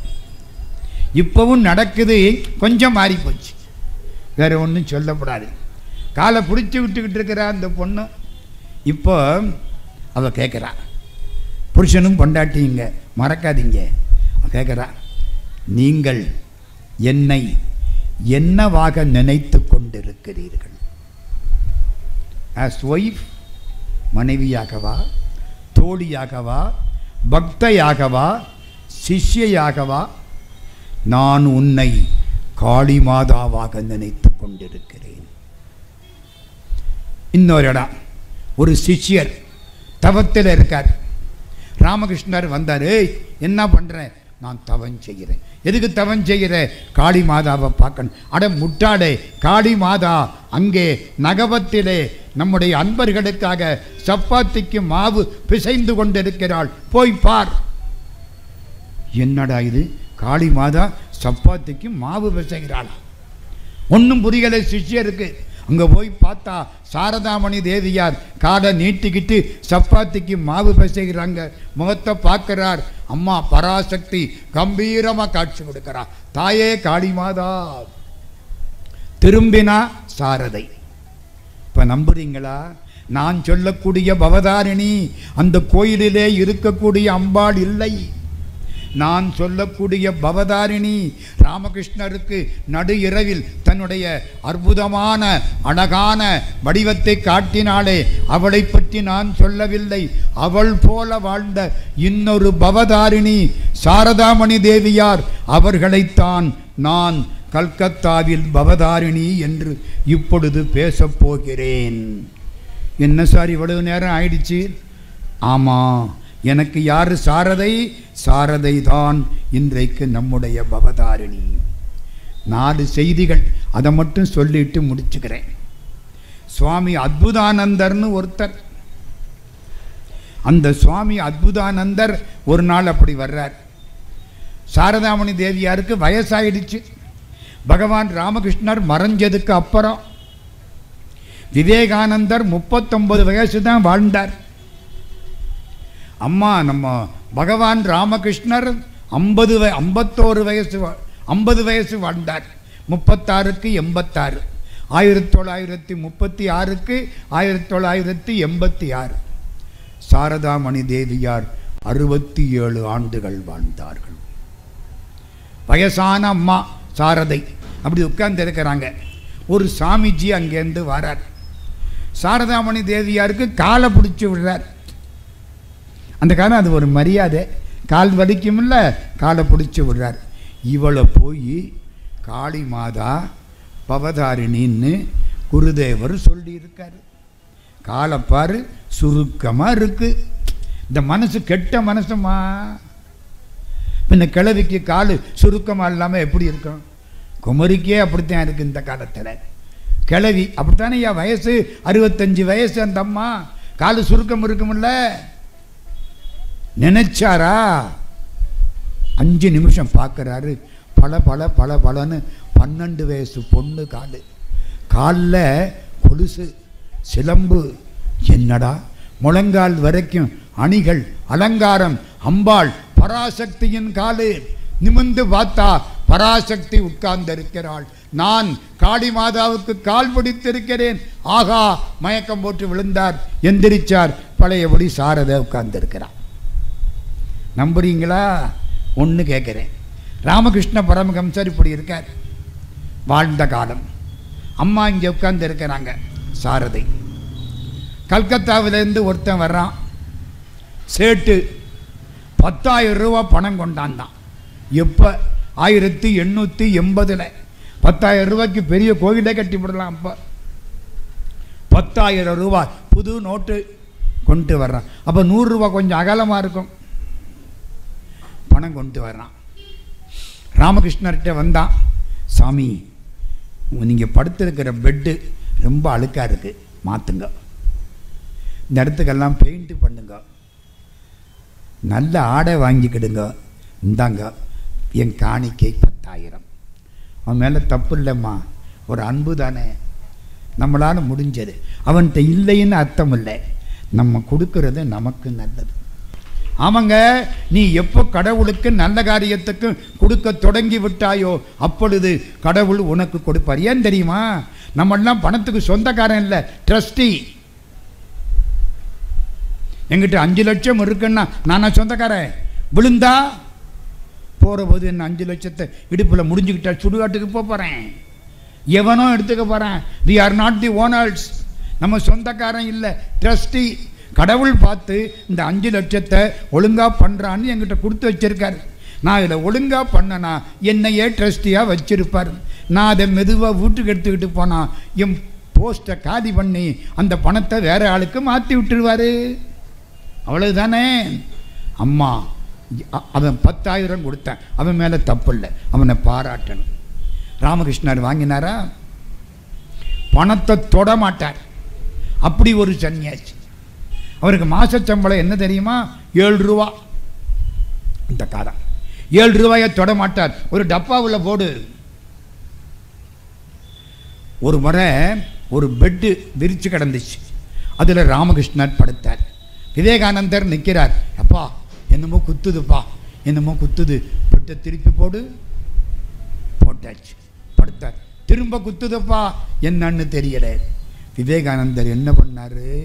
1 ரூபா நாணயத்தை பெட்டில் கீழே வச்சுட்டார். 1 ரூபா. ஒரு டீ கூட வாங்க முடியாது இன்னைக்கு. பிச்சைக்காரன் கூட அது வாங்க மாட்டேன். 1 ரூபா அந்த காலம் மதிப்பு இருந்துச்சு. வச்சுட்டு போயிட்டார. குத்துது குத்துது குத்துது. எடுத்தாச்சு. இப்போ நல்லா இருக்கு. புரியுதா? அந்த அளவுக்கு பணத்தின் மீது பற்றில்லாத உண்மையான சன்னியாசி. 10,000 வாங்குவாரா? எனக்கு வேண்டாம் போ. அவன் பார்த்தான். சாமியார் இப்படித்தான். பக்கத்தில் சாரதை வந்தான். தாயி, ஐயாவுக்காக கொண்டாந்தேன், வேணாங்கிறாரு, நீங்கள் வாங்கிக்கிடுங்க. ஏன்பா? அவருக்காகத்தானே நான் வாங்கியிருக்கேன். நான் வாங்கினா யாருக்கு செலவழிப்பேன்? அவருக்கு தானே. எப்போ அவரே வேண்டாம்னுட்டாரோ எனக்கு என்னத்துக்கு அந்த பணம்? எடுத்துக்கிட்டு போ. என்னடா வம்பா போச்சே. கொண்டாந்த 10,000 என்ன பண்ணுறது? ராமகிருஷ்ணனுடைய அம்மா வயசான கிழவி வெத்தலை இடிச்சுக்கிட்டு இருக்கு. பாட்டி, என்ன 10,000 கொண்டாந்துருக்கேன், வச்சுக்கிடுங்க. எனக்கு என்னத்துக்குடா? இந்த சேலையும் இந்த சோறும் கடவுள் கொடுக்குறாரு, போதும். பாட்டி, நான் கொண்டாந்துட்டேன், ஒரு 1000 ரூபாயாவது வாங்கிக்க. வேண்டாம். பாட்டி பாட்டி 100 ரூபாயாவது வாங்கி. வேண்டாம். அழுதான். சரி, அரை அணா கொடு. எவ்வளவு? அரை அணா. 1 ரூபாயில் 32 ஒரு பங்கு. அரை அணா கொடு. ஜலதோஷம் வந்தால் பொடி வாங்கி போட்டுக்கிறேன்போ. அவர் சொல்கிறான், இப்படிப்பட்ட அம்மா வயிற்றில் தான் ராமகிருஷ்ணர் பிறப்பார். புரியுதா? புருஷனை புரிஞ்சுக்கிட்ட பொண்டாட்டி. இப்போ காளி மாதாங்கிறதுல நான் முக்கியமாக சொல்லணும். இன்னும் 2 விஷயம் வேகமாக சொல்லிவிடணும். என்ன அப்புறம் அப்படி போயிருங்கதை. ஏன்னா விவேகானந்தர்கிட்ட ஒரு வேலை இருக்கு எனக்கு. அம்பாள் பராசக்தி மேலே நம்ம பகவானுக்கு ரொம்ப பக்தி. அதை விட அதிகமான பக்தி சாரதை மேலே. இந்த சாரதையை அவர் மனைவியாக நினைக்கல, காளி மாதாவாக நினைச்சார். அந்த காலத்தில் ராமகிருஷ்ணருக்கு சாப்பாடு பரிமாறுறது யார் தெரியுமா? சாரதை. புருஷனுக்கு பொண்டாட்டி தான் பரிமாறணும். அப்படியெல்லாம் ஒரு காலம் இருந்துச்சு. புருஷனு ஒழுங்காக டயத்துக்கு வந்து சாப்பிடணும். அந்த ஆள் இஷ்டப்படி வந்தால் என்னம்மா? அந்த ஆள் இஷ்டப்படி வந்தால் இதுக்காக பொண்டாட்டி பட்டினி இருக்க முடியுமா? அந்த காலம். அன்னைக்கு பரிமாறிட்டா. அவர் கொஞ்சம் வயிறு ஒத்துக்காது, லேசாக இருக்கணும், குலைவாக இருக்கணும். பகவான் ராமகிருஷ்ணர் அந்த அம்மா அது மாதிரி தயார் பண்ணும். கொடுத்துருச்சு, சாப்பிட்டாரு. பின்னால் வேலைக்கார பொண்ணு ஒருத்தி, அவள் அந்த பக்கம் போகிறா. இவருக்கு என்னமோ தண்ணியோ என்னமோ வேணும்.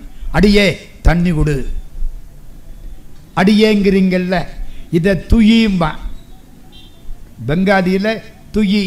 துயின்னா அடியேன்னு அர்த்தம். மரியாதை இல்லாத வார்த்தை. அடியே தண்ணி கொடு. வேலைக்கார பொண்ணு தானே, சின்ன பொண்ணு. சொல்லிவிட்டாரா? திரும்பி பார்க்குறாரு, சாரதாமணி தேவியார். கும்பிட்டாரு. மன்னிச்சுக்கோ, நான் தெரியாமல் சொல்லிவிட்டேன். என்னம்மா? பொண்டாட்டியை பார்த்து ஒரு தடவை அடியேன்னு சொன்னதுக்கு அவ்வளவு பெரிய ஞானி புருஷன் அப்படியே கும்பிட்டார். நீ பவதாரிணி, உன்னை நான் அடியேன்னு கூப்பிடலாமா? சரிதானா? எத்தனை காட்சிகள் இப்படி. இன்னொரு காட்சி, சாரதாமணி தேவியாரும் பகவான் ராமகிருஷ்ணரும் நடந்து வர்றாங்க. ராமகிருஷ்ணர் கொஞ்சம் தள்ளாடுறார். சில பக்தி அதிகமாக போயிட்டா காலு நடக்க வராது, தள்ளாடுறார். சாரதை, நான் ஏன் தள்ளாடுறேன்? ஒருவேளை நான் கள்ளு குடிச்சிட்டேனா? இவர் யாரை பார்த்து? மனைவியை. அவ பவதாரிணி. நீங்கள் இறைவனுடைய ஆனந்த தேனை அல்லவா குடித்திருக்கிறீர்கள். அதனால்தான் இந்த ஆட்டம். சிவபெருமானும் ஆடக்கூடியவன் தானே. சிவன் ஆடுறாரா இல்லையாம்மா? அவர் ஆடலைன்னா நம்ம பேச முடியுமா? எப்படி காட்சிகள். ஒன்று, இந்த டப்பாவில் 7 ரூபா சம்பளத்தை பூரா டப்பாவில் போடணும். ராமகிருஷ்ணர் திரும்பி கூட பார்க்க மாட்டார். ஒரு நாள் சிஷ்ய பிள்ளை ஒருத்தனை கூப்பிட்டார். டப்பாவில் எவ்வளவு இருக்குன்னு பாரு. ஆகா, ராமகிருஷ்ணருக்கும் பணத்தாசை வந்துருச்சுடா. இந்த காலத்து சாமியார் மாதிரி ஆயிட்டாரு நினச்சிக்கிட்டேன். வந்தானா? எண்ணி பார்க்குறேன், 300 ரூபா இருக்கு. ஏன்பா 300 ரூபாய்க்கு பட்டையா தங்க வளையல் வாங்க முடியுமா? பட்டையா 300 ரூபாய்க்கு. அப்போ 1880 முடியும்னா கடைக்கு போ, நல்ல அகலமாக இருக்கணும், பட்டையாக இருக்கணும், வாங்கிட்டு வா. போனால் 5-6 பவுன் இருக்கும், நல்ல பட்டை வாங்கிட்டு வந்துட்டேன். சாரதை, இங்கே வா, இதை கையில் போடு. போடு. போட்டுட்டான். பேசாமல் நிற்கிறான். இவன் கேட்குறான் சிஷ்யன், சாமி என்ன? நான் தியானத்தில் இருப்பேன். அப்பொழுது ராமனுடைய மனைவி சீதையை பார்த்தேன். அவள் கைகளில் மிக அகலமான ஒரு வளையல் போட்டிருந்தாள். அதற்கு பின்னால் தியானத்தில் இருந்தேன். கிருஷ்ணனுடைய காதலி ராதையை பார்த்தேன். இன்னொன்று சொல்லவா? கல்கத்தாவிலிருந்து 10 பேர் வந்தாங்க. ராமகிருஷ்ணரை பார்த்து, சாமி நீங்கள் கல்கத்தாவுக்கு வரணும். தட்சிணேஸ்வரமும் கல்கத்தாவும் கங்கைக்கு அக்கறை இக்கரை ஒரு 30-35 கிலோமீட்டர். அந்த காலம் கல்கத்தாவுக்கு வர்றேன்னு ராமகிருஷ்ணர் ஒத்துக்கிட்டார். அம்மா பக்கத்தில். அவன் என்ன கேட்டான், அம்மாவையும் கூட்டிக்கிட்டு வாங்க. என்ன தப்பு? ஒன்றும் இல்லை. கல்யாணத்துக்கு ஒரு வீட்டுக்கு அழைக்க போகிறோம், கூப்பிடுறோம். அந்த ஆளை அம்மா பக்கத்தில் நிற்கிது. முட்டாத்தனமாக பேசாமல் வரலாமா? என்ன சொல்லணும்? அம்மாவையும் கூட்டிக்கிட்டு வாங்க. நான் வரவா போகுது? ஆனால் வந்தாத்தான் உனக்கு என்ன குறைஞ்சா போகுது? ஒரு நாகரிகம். அம்மாவையும் கூட்டிக்கிட்டு வாங்க. ராமகிருஷ்ணர் என்ன தெரியுமா சொல்கிறாரு? அவள் விரும்பினால் வரட்டும். என்னமா அர்த்தம்? வரலான்னு அர்த்தமா, வரப்படாதுன்னு அர்த்தமா? அவனுக்கு ஒன்றும் புரியலை. அம்மாட்ட வந்தான். சாரதைட், அம்மா ஐயா சொல்லிட்டார்ல, வாங்க. நான் வரமாட்டேன். ஏன் வரமாட்டீங்க? அவர் தான் சொல்லிட்டார்ல. அவர் என்ன சொன்னார்? அவள் விரும்பினால் வரட்டும். என்ன அர்த்தம்? நான் விரும்பவில்லை, அவள் விரும்பினால் வரட்டும். அதான் நம்ம அர்த்தம். நானும் இன்னொருத்தரும் நடந்து போகிறோம். உமாகாந்த் வர்றாரு, 2 பேரையும் பார்க்குறாரு. என்ன பார்க்குறாரு? 2 பேரும் வீட்டுக்கு வாங்க. நான் என்ன சொல்கிறேன்? அவர் விரும்பினா வரட்டும். அதானே அர்த்தம். அவள் விரும்பினால் வரட்டும்னா நான் விரும்பலை, அவள் வர்றதை நான் விரும்பலை. ஒருவேளை அவள் விரும்பினால் வரட்டும். கணவனை புரிந்து கொண்ட மனைவி, மனைவியை புரிந்து கொண்ட கணவன்.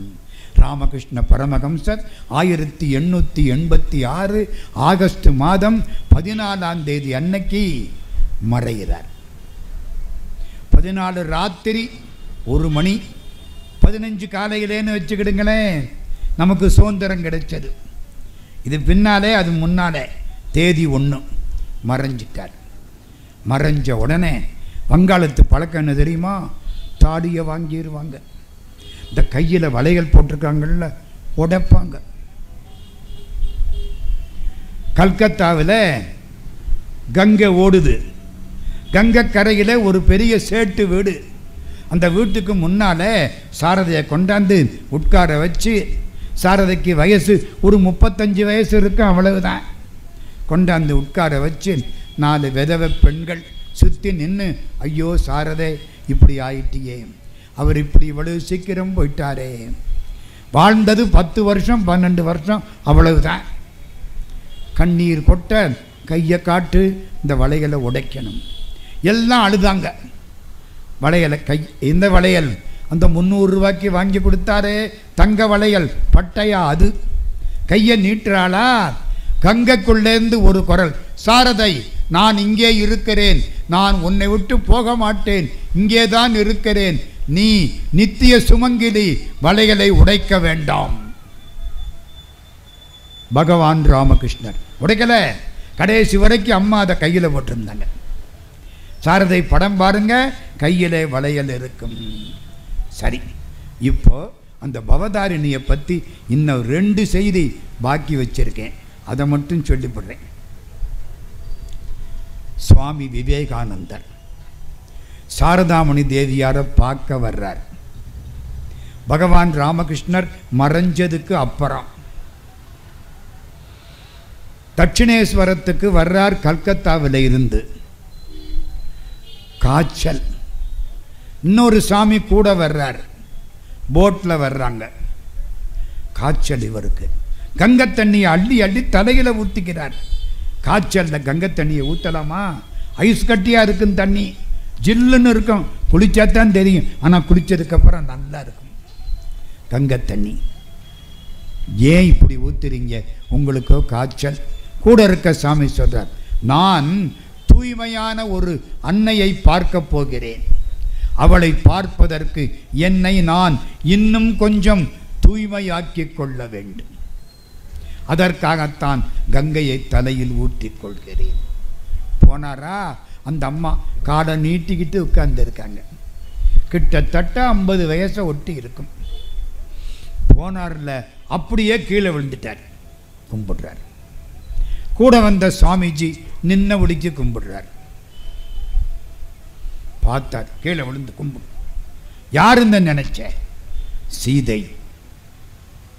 சீதையா? சீதையை யாரு கும்பிட்டா? ஒருத்தன் திக்கு நோக்கி கும்பிட்டானே. சீதாதேவி சுந்தரகாண்டத்தில் இலங்கையில் அசோகவனத்தில் இருக்கா.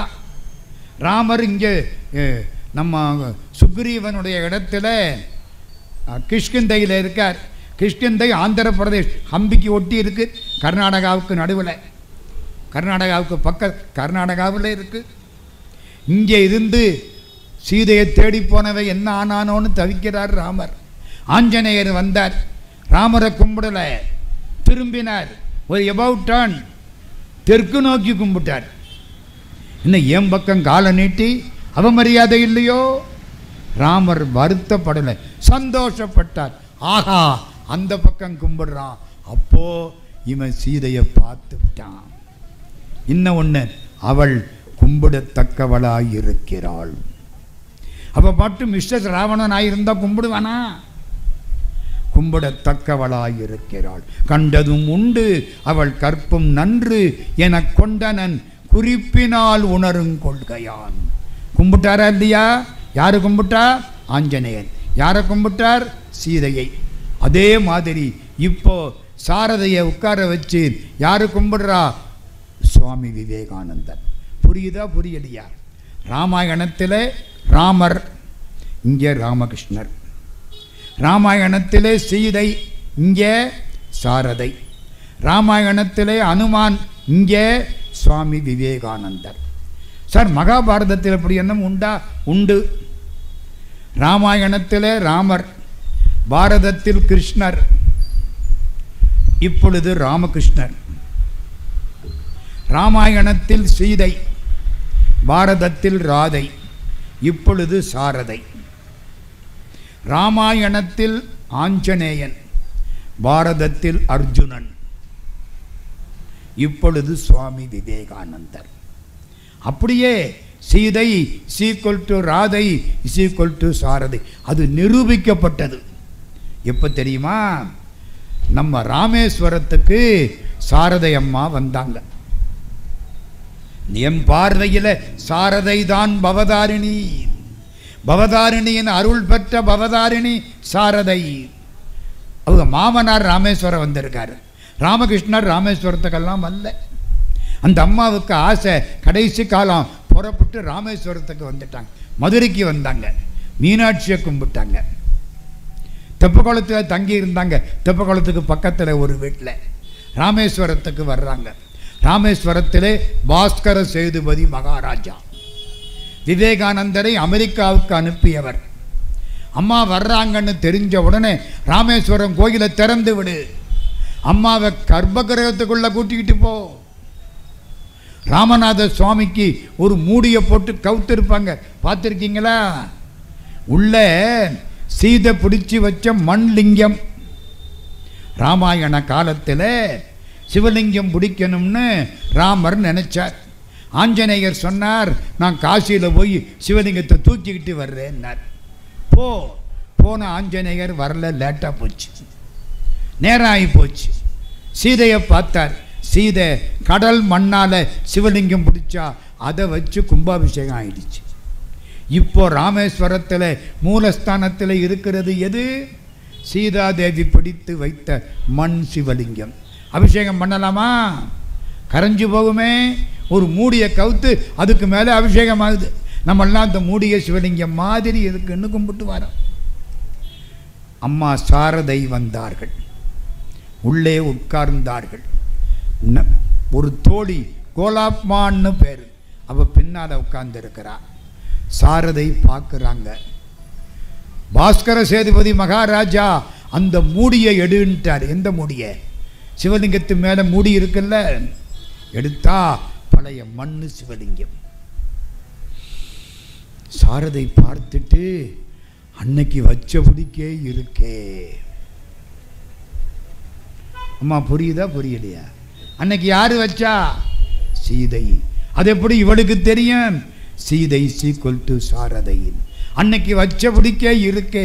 பக்கத்தில் உள்ள தோழி கோலாப்மா, என்ன ஒன்றுமில்லை, என்னமோ சொல்லிவிட்டேன், ஒன்று உண்மை வந்துருச்சு, மறைச்சு விட்டா. இந்த டிராமாவில் ஆடுற பொழுது உண்மை வந்துட்டாலும் மறைக்கணுமா இல்லையா? புரியுதா? எதுக்கு இவ்வளவு கதையும் சொல்ல வந்தேன்? Sita equal to Radha equal to Sarada. அதனால விவேகானந்தர் கீழே விழுந்து கும்பிட்டார். அதுக்கப்புறம் காளி மாதாவாகவே நம்முடைய அன்னையாரை நினைத்திருந்தார் பகவான் ராமகிருஷ்ணர். விவேகானந்தருக்கு ஒரு முறை கொஞ்சம் பண கஷ்டம் வந்துடுச்சு. அவங்க அப்பா ஒரு பெரிய வக்கீல், திடீர்னு இறந்து போயிட்டார். வீடு ஏலத்துக்கு வந்துடுச்சு. இப்போத்தான் தெரியுது கடன் வாங்கி எல்லாருக்கும் சாப்பாடு போட்டார்னு. இந்த வீடு இன்னும் இருக்குமா? கல்கத்தாவில் இன்னும் இருக்கு. அவர் பிறந்த இடத்த அழகா பூக்கோலம் போட்டு வச்சிருக்காங்க. போனா பார்க்கலாம். கல்கத்தாவில் வறுமை.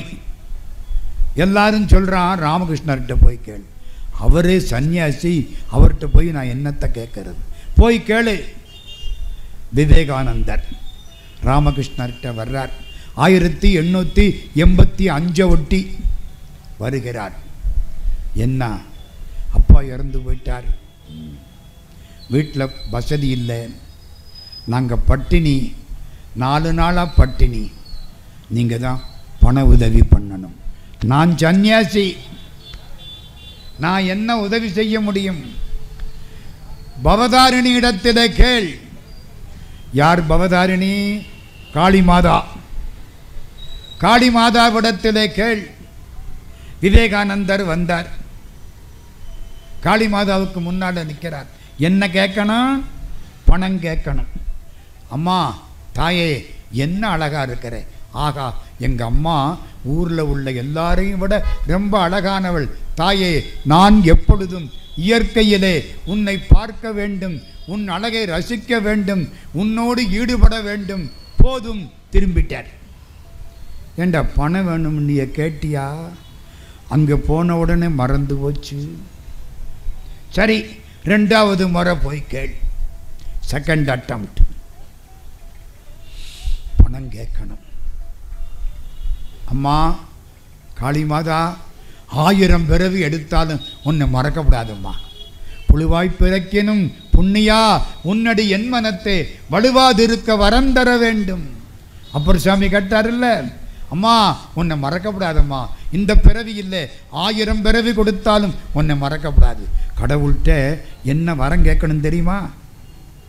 நான் கேட்குறேம்மா, 1000 பிறவி கொடுத்தா கொடுத்துக்கோ. ஆனால் எல்லா பிறவிகளையும் இந்த தெய்வ பற்றும் தமிழும் என்னை விட்டு போகக்கூடாது. போனால் அந்த பிறவியே எனக்கு வேண்டாம். நீ என்ன வேணாலும் பிறவி கொடுத்துக்க. போயா, திருப்புகள் படிக்கணும், பிறவியில் விடக்கூடாது. புரியுதா? காளிமாதா சுரும்பு முரல் கடிமலர் பூங்குழல் போற்றி, உத்தரிய தொடித்தோள் போற்றி, கரும்புருவச் சிலை போற்றி, கவுனியர்க்கு பால் சுரந்த கலசம் போற்றி, இரும்பு மனம் குலைத்தென்னை எடுத்தாண்டு அங்கையல் கண் எம்பிராட்டி, அரும்பும் இளநகை போற்றி, ஆரண நூபுரஞ்சிலம்பும் அடிகள் போற்றி. ஏண்டா இப்போவாவது பணம் கேட்டியா? நீங்கள் என்னமோ மந்திரம் போடுறீங்க, அங்கே போனால் மறந்து போகுது, இங்கே வந்தால் பணம் ஞாபகத்துக்கு வருது. 3வது அட்டம்ப்ட். இப்போவாவது கேள். கேட்கணும். என்ன கேட்கணும்? பணம் வேணும், பணம் வேணும், பணம் வேணும். மறக்கப்படாது. பணம் வேணும், பணம் வேணும். மறந்து போயிடுமா? எங்கள் ஊரில் ஒருத்தன் புதுசாக கல்யாணமானவன், 20 நாள் பொண்டாட்டியோட குடும்பம் நடத்திட்டேன். மாமியார் வீட்டில் போய் என்னமோ வாங்க வேண்டி இருந்துச்சு. பொண்டாட்டி வீட்டில் இருந்தால் இவன் மட்டும் மாமியார் வீட்டுக்கு போனேன். புது மாப்பிள்ளை, மரியாதை இருக்குமா இல்லையா? கொழுக்கட்டை பண்ணி போட்டாங்க. இதுக்கு என்ன பேருன்னா கொழுக்கட்டைன்னாங்க. ரொம்ப நல்லா இருக்கு அத்தை, உங்கள் பொண்ணு பண்ணவே மாட்டேங்குது. அவளுக்கு நல்லா பண்ண தெரியும்னா பக்கத்தில் இருக்கிற மச்சான். அப்படியா? நான் கேட்குறேன், இதுக்கு என்ன பேர்? கொழுக்கட்டை. கொழுக்கட்டை கொழுக்கட்டை கொழுக்கட்டை கொழுக்கட்டை கொழுக்கட்டை. அவள்கிட்ட போய் கேட்கணும், கொழுக்கட்டை கொழுக்கட்டை கொழுக்கட்டை. அடுத்த கிராமத்திலேருந்து 15 கிலோமீட்டர் நடந்து வரேன். கொழுக்கட்டை கொழுக்கட்டை கொழுக்கட்டை கொழுக்கட்டை. நடுவில் ஒரு சின்ன ஓடை, ஓடையில் தண்ணி கிடந்தது. ஒரு இஸ்லாமியர் வந்தார், தண்ணியை பார்த்தாரா, அத்தர் பாய்ச்சான்னு தாவினார். அத்தர் பாய்ச்சான்னு இவனும் தாவன. அத்தர் பாய்ச்சா அத்தர் பாய்ச்சா அத்தர் பாய்ச்சா அத்தர் பாய்ச்சா, கொழுக்கட்டு அக்கறையிலே விட்டுட்டேன், மறந்து போச்சு. அத்தர் பாய்ச்சா அத்தர் பாய்ச்சா. வீட்டுக்கு வந்தேன், பொண்டாட்டியை பார்த்தேன். இந்த பாரு, உங்கள் அம்மா பண்ணி கொடுத்தாங்க, ரொம்ப நல்லா இருந்தது, அதுக்கு பேர் அத்தர் பாய்ச்சா, நீயும் அத்தர் பாய்ச்சா பண்ணி கொடு. அத்தர் பாய்ச்சான்னு ஒன்றுமே இல்லைங்க. என்ன சொல்கிற, உங்கள் அம்மா உனக்கு நல்லா பண்ண தெரியும்னு சொன்னாங்க, என்கிட்ட வந்து மறைக்கிற, பொய் சொல்கிற, பண்ணி கொடு. ஐயோ எனக்கு தெரியாதுங்களே, அடிச்சிட்டேன். அடுத்த வீட்டுக்காரி வந்துட்டா, ஏய் என்னையா, பொண்டாட்டி சின்ன பொண்ணு, அதை போய் அடிக்கிற, இந்த கையை பாரு, கொலக்கட்டை மாதிரி வீங்கி போச்சு. அதான் அதான் அதான்னா, உதைக்க வேண்டாம். என்னம்மா, மறந்து போகப்படாதான். இப்போ என்ன வேணும், பணம் வேணும். காளி மாதாட்ட என்ன கேட்கணும், பணம். பணம் கிட்டக்க போனாரா, இவகிட்ட போய் பணத்தையா கேட்கறது. அம்மா நீயே வேணும்னா வர காத்திருப்பா, உன் அருள் வேணும் கொடுப்பா. எங்க பிச்சைக்காரனுக்கு கடவுள் காட்சி கொடுத்தாராம். என்ன கேட்டானா, தங்கத்தில் ஒரு திருவோடு கொடுன்னு கேட்டான். அப்பவும் திருவோட்டு புத்தியா? நம்ம கடவுள்கிட்ட அப்படித்தான் கேட்கறோம். கடவுள் வந்தால் என்ன கேட்கணும், இவ்வளவு ரூபா கேட்கணும். இன்னும் போகிற அன்னைக்கு ரூபாயை பொட்டலம் கட்டிக்கிட்ட எடுத்துகிட்டு போகிறீங்க. அது மாதிரி காளி மாதாட்ட போய் பணமாக கேட்கறது கேட்கக்கூடாது. என்ன கேட்கணும், தாயே என்னைக்கு நீ என்னோட இருக்கணும், எண்ணிய முடிதல் வேண்டும், நல்லவே எண்ணல் வேண்டும், திண்ணிய நெஞ்சம் வேண்டும், தெளிந்த நல்ல அறிவு வேண்டும். தாயே பண்ணிய பாவமெல்லாம் பருதி முன் பனியே போல நன்னிய நின்முன் இங்கு நசித்திடல் வேண்டும் அன்னாய். அப்படியே கும்பிட்டாரா, திரும்ப வந்துட்டார். இவர் கேட்கிறார், ஏன்பா இப்பவாவது கேட்டியா, காளி மாதாட்ட போய் இதையா கேட்கறது? அப்ப எதை கேட்கணும், அவள் அன்பை கேட்கணும், அருளை கேட்கணும். புத்தி வந்துதான் வந்துருச்சு. நரேந்திரா, உனக்கும் உன் குடும்பத்தாருக்கும் இனிமேல் எந்த காலத்திலும் வயிற்று சோத்துக்கோ உடைக்கோ பஞ்சம் வராது. ராமகிருஷ்ணர் ஆசீர்வாதம். ஒன்று எழுதுகிறாரம்மா, பகவான் ராமகிருஷ்ணர் எழுதுகிறார். என்ன எழுதுகிறார் தெரியுமா? ராத்திரி சாரதை என் பக்கத்தில் படுத்து கிடப்பா, நான் இங்கே படுத்து கிடப்பேன், அவன் நிம்மதியாக தூங்கிடுவான். நான் யோசிப்பேன், இந்த பொண்ணுக்கு லேசா ஆசை இருந்தால் கூட நான் கெட்டில்ல போயிருப்பேன். என்னை விட உறுதியால் அந்த பொண்ணு இருக்கு. எழுதுகிறார், அவள் மட்டும் தூயவளாக இல்லாதிருந்தால் நானும் நிலை தடுமாறி போயிருப்பேன். அருகில் உறங்கும் சாரதை இவள் என் மனைவி அல்ல, என்னை காக்க வந்த மகாகாளி. சரிதானா? அம்பாள் அதே மாதிரி, அம்பாள் அம்பாளுடைய அதே மாதிரி வடிவம் சாரதை. இது ஒன்று சொல்லிட்டு முடிச்சு விடுறேன். ஒரு சிஷ்யர் சாரதாமணி காலில் வந்து விழுந்தார். விழுந்தா கொஞ்ச காலத்துக்கு அந்த இடத்துல தான் இருக்கணும். அதுக்கப்புறம் அவங்களுக்கு தீட்சை கொடுப்பாங்க. தீட்சை வாங்கிக்கிட்டா சாமியாராக மாறலாம். இவருக்கு தீட்சை கொடுக்கல அம்மா. திடீர்னு ஒரு நாள் எழுப்புனா, தூங்கினவன் என்று. உடனே கல்கத்தாவுக்கு போ, மடத்தில் ஒரு சாமியார் இருப்பார், தீட்சை இன்னைக்கு ராத்திரியே வாங்கிக்கோ, அவசரம் ஓடு. என்னடா இந்த அம்மா இப்படி சொல்லுதே? பிரம்மானந்தர் இருப்பார், போ. அந்த ஆள் ராத்திரி பகலா நடந்து ஓடி வந்துட்டேன். சாமி, அம்மா சொன்னாங்க இன்னைக்கு ராத்திரியே நீங்க தீட்சை கொடுக்கணுமா எனக்கு. அன்னைக்கு ராத்திரி அம்மா சொன்னபடி தீட்சை கொடுத்தாச்சு. அவன் என்ன ஆயிட்டான், சாமியார் ஆயிட்டான். 10 நாள் ஆச்சு. ஒரு ஜோசியம் வந்தான். ஜோசியம் வந்தா என்ன செய்வான், எல்லாரும் கையை காட்டுவான். கையை யார்கிட்டையும் நீட்டாத கோடீஸ்வரன் கூட ஜோசியங்கிட்ட கையை நீட்டுவானா இல்லையா? எல்லாரும் கையவும் பார்த்தார், ஜாதகத்தை பார்த்தார். இந்த தீட்சை வாங்கினான் பாருங்க, இவன் ஜாதகத்தை பார்த்தார். ஏய், இதை நான் பார்க்க மாட்டேன் போ. ஏன்? இவன் செத்து 4 நாள் ஆச்சு. அன்னைக்கு தான் தீட்சை வாங்கியிருக்கேன். இவன் செத்து 4 நாள் ஆச்சு, பார்க்க மாட்டேன். என்ன சாமி இந்த நிற்கிறானே அவன் தான் அவன். என்னடா இது, அம்மா தீட்சை கொடுத்துட்டா அடுத்த பிறவி, சன்னியாசி ஆயிட்டா போன பிறவி முடிஞ்சு போச்சு. தீட்சை கொடுக்கல, அன்னைக்கு இவன் கதை முடிஞ்சிருக்கும். தீட்சை கொடுத்து காப்பாற்றி அம்பாள் பராசக்தியாக இருந்து அந்த பெரிய சித்தரை காப்பாற்றினாள்.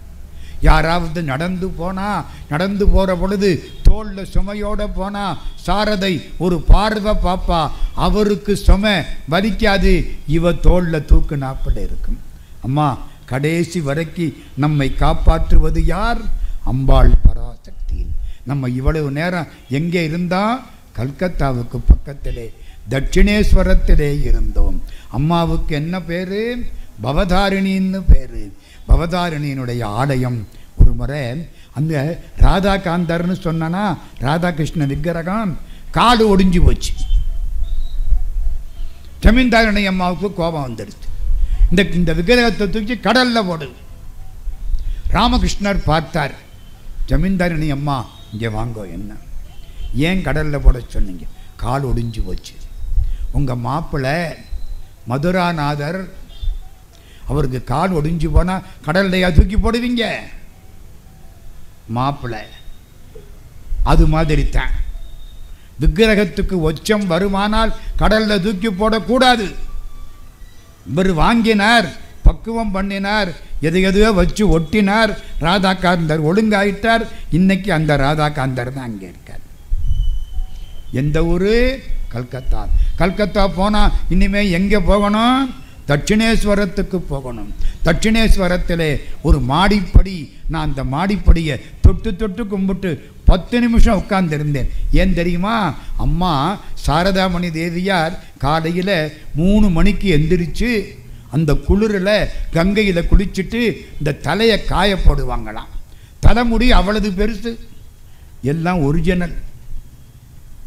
அப்படியே காய போடுவாங்களாம் தலையை. அந்த இடம் அந்த மாடிப்படியான் அருமையாக இருக்கு.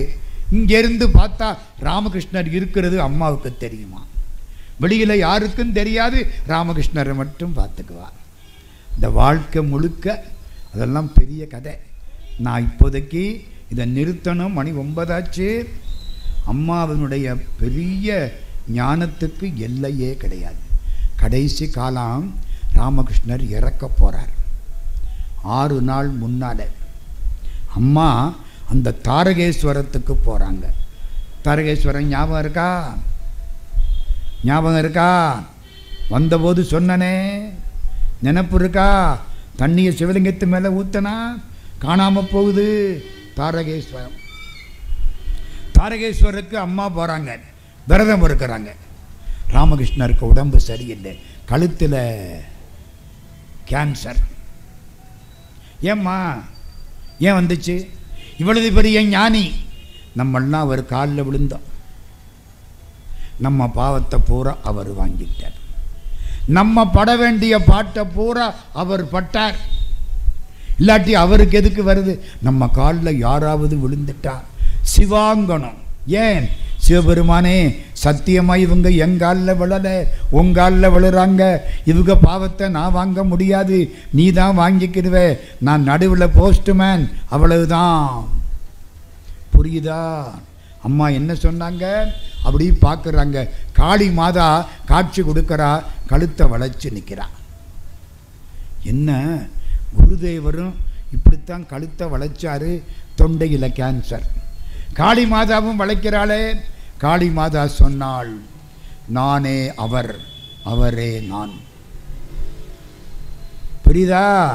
நானே அவர், அவரே நான். காளி மாதா சொல்கிறாள், நான் தான் ராமகிருஷ்ணர். புரிஞ்சு போச்சு. இறந்து போக போறார். சின்ன பொண்ணு, இவளது பக்குவம் வந்தது. அன்னை காளியினுடைய அடையாளத்தோடு தாரகேஸ்வரத்திலே இருந்து புறப்பட்டு வந்தார்கள். அதற்கடுத்து 6-7 நாட்களில் பகவான் ராமகிருஷ்ணர் இறைவனோடு இரண்டர கலந்து விட்டார்.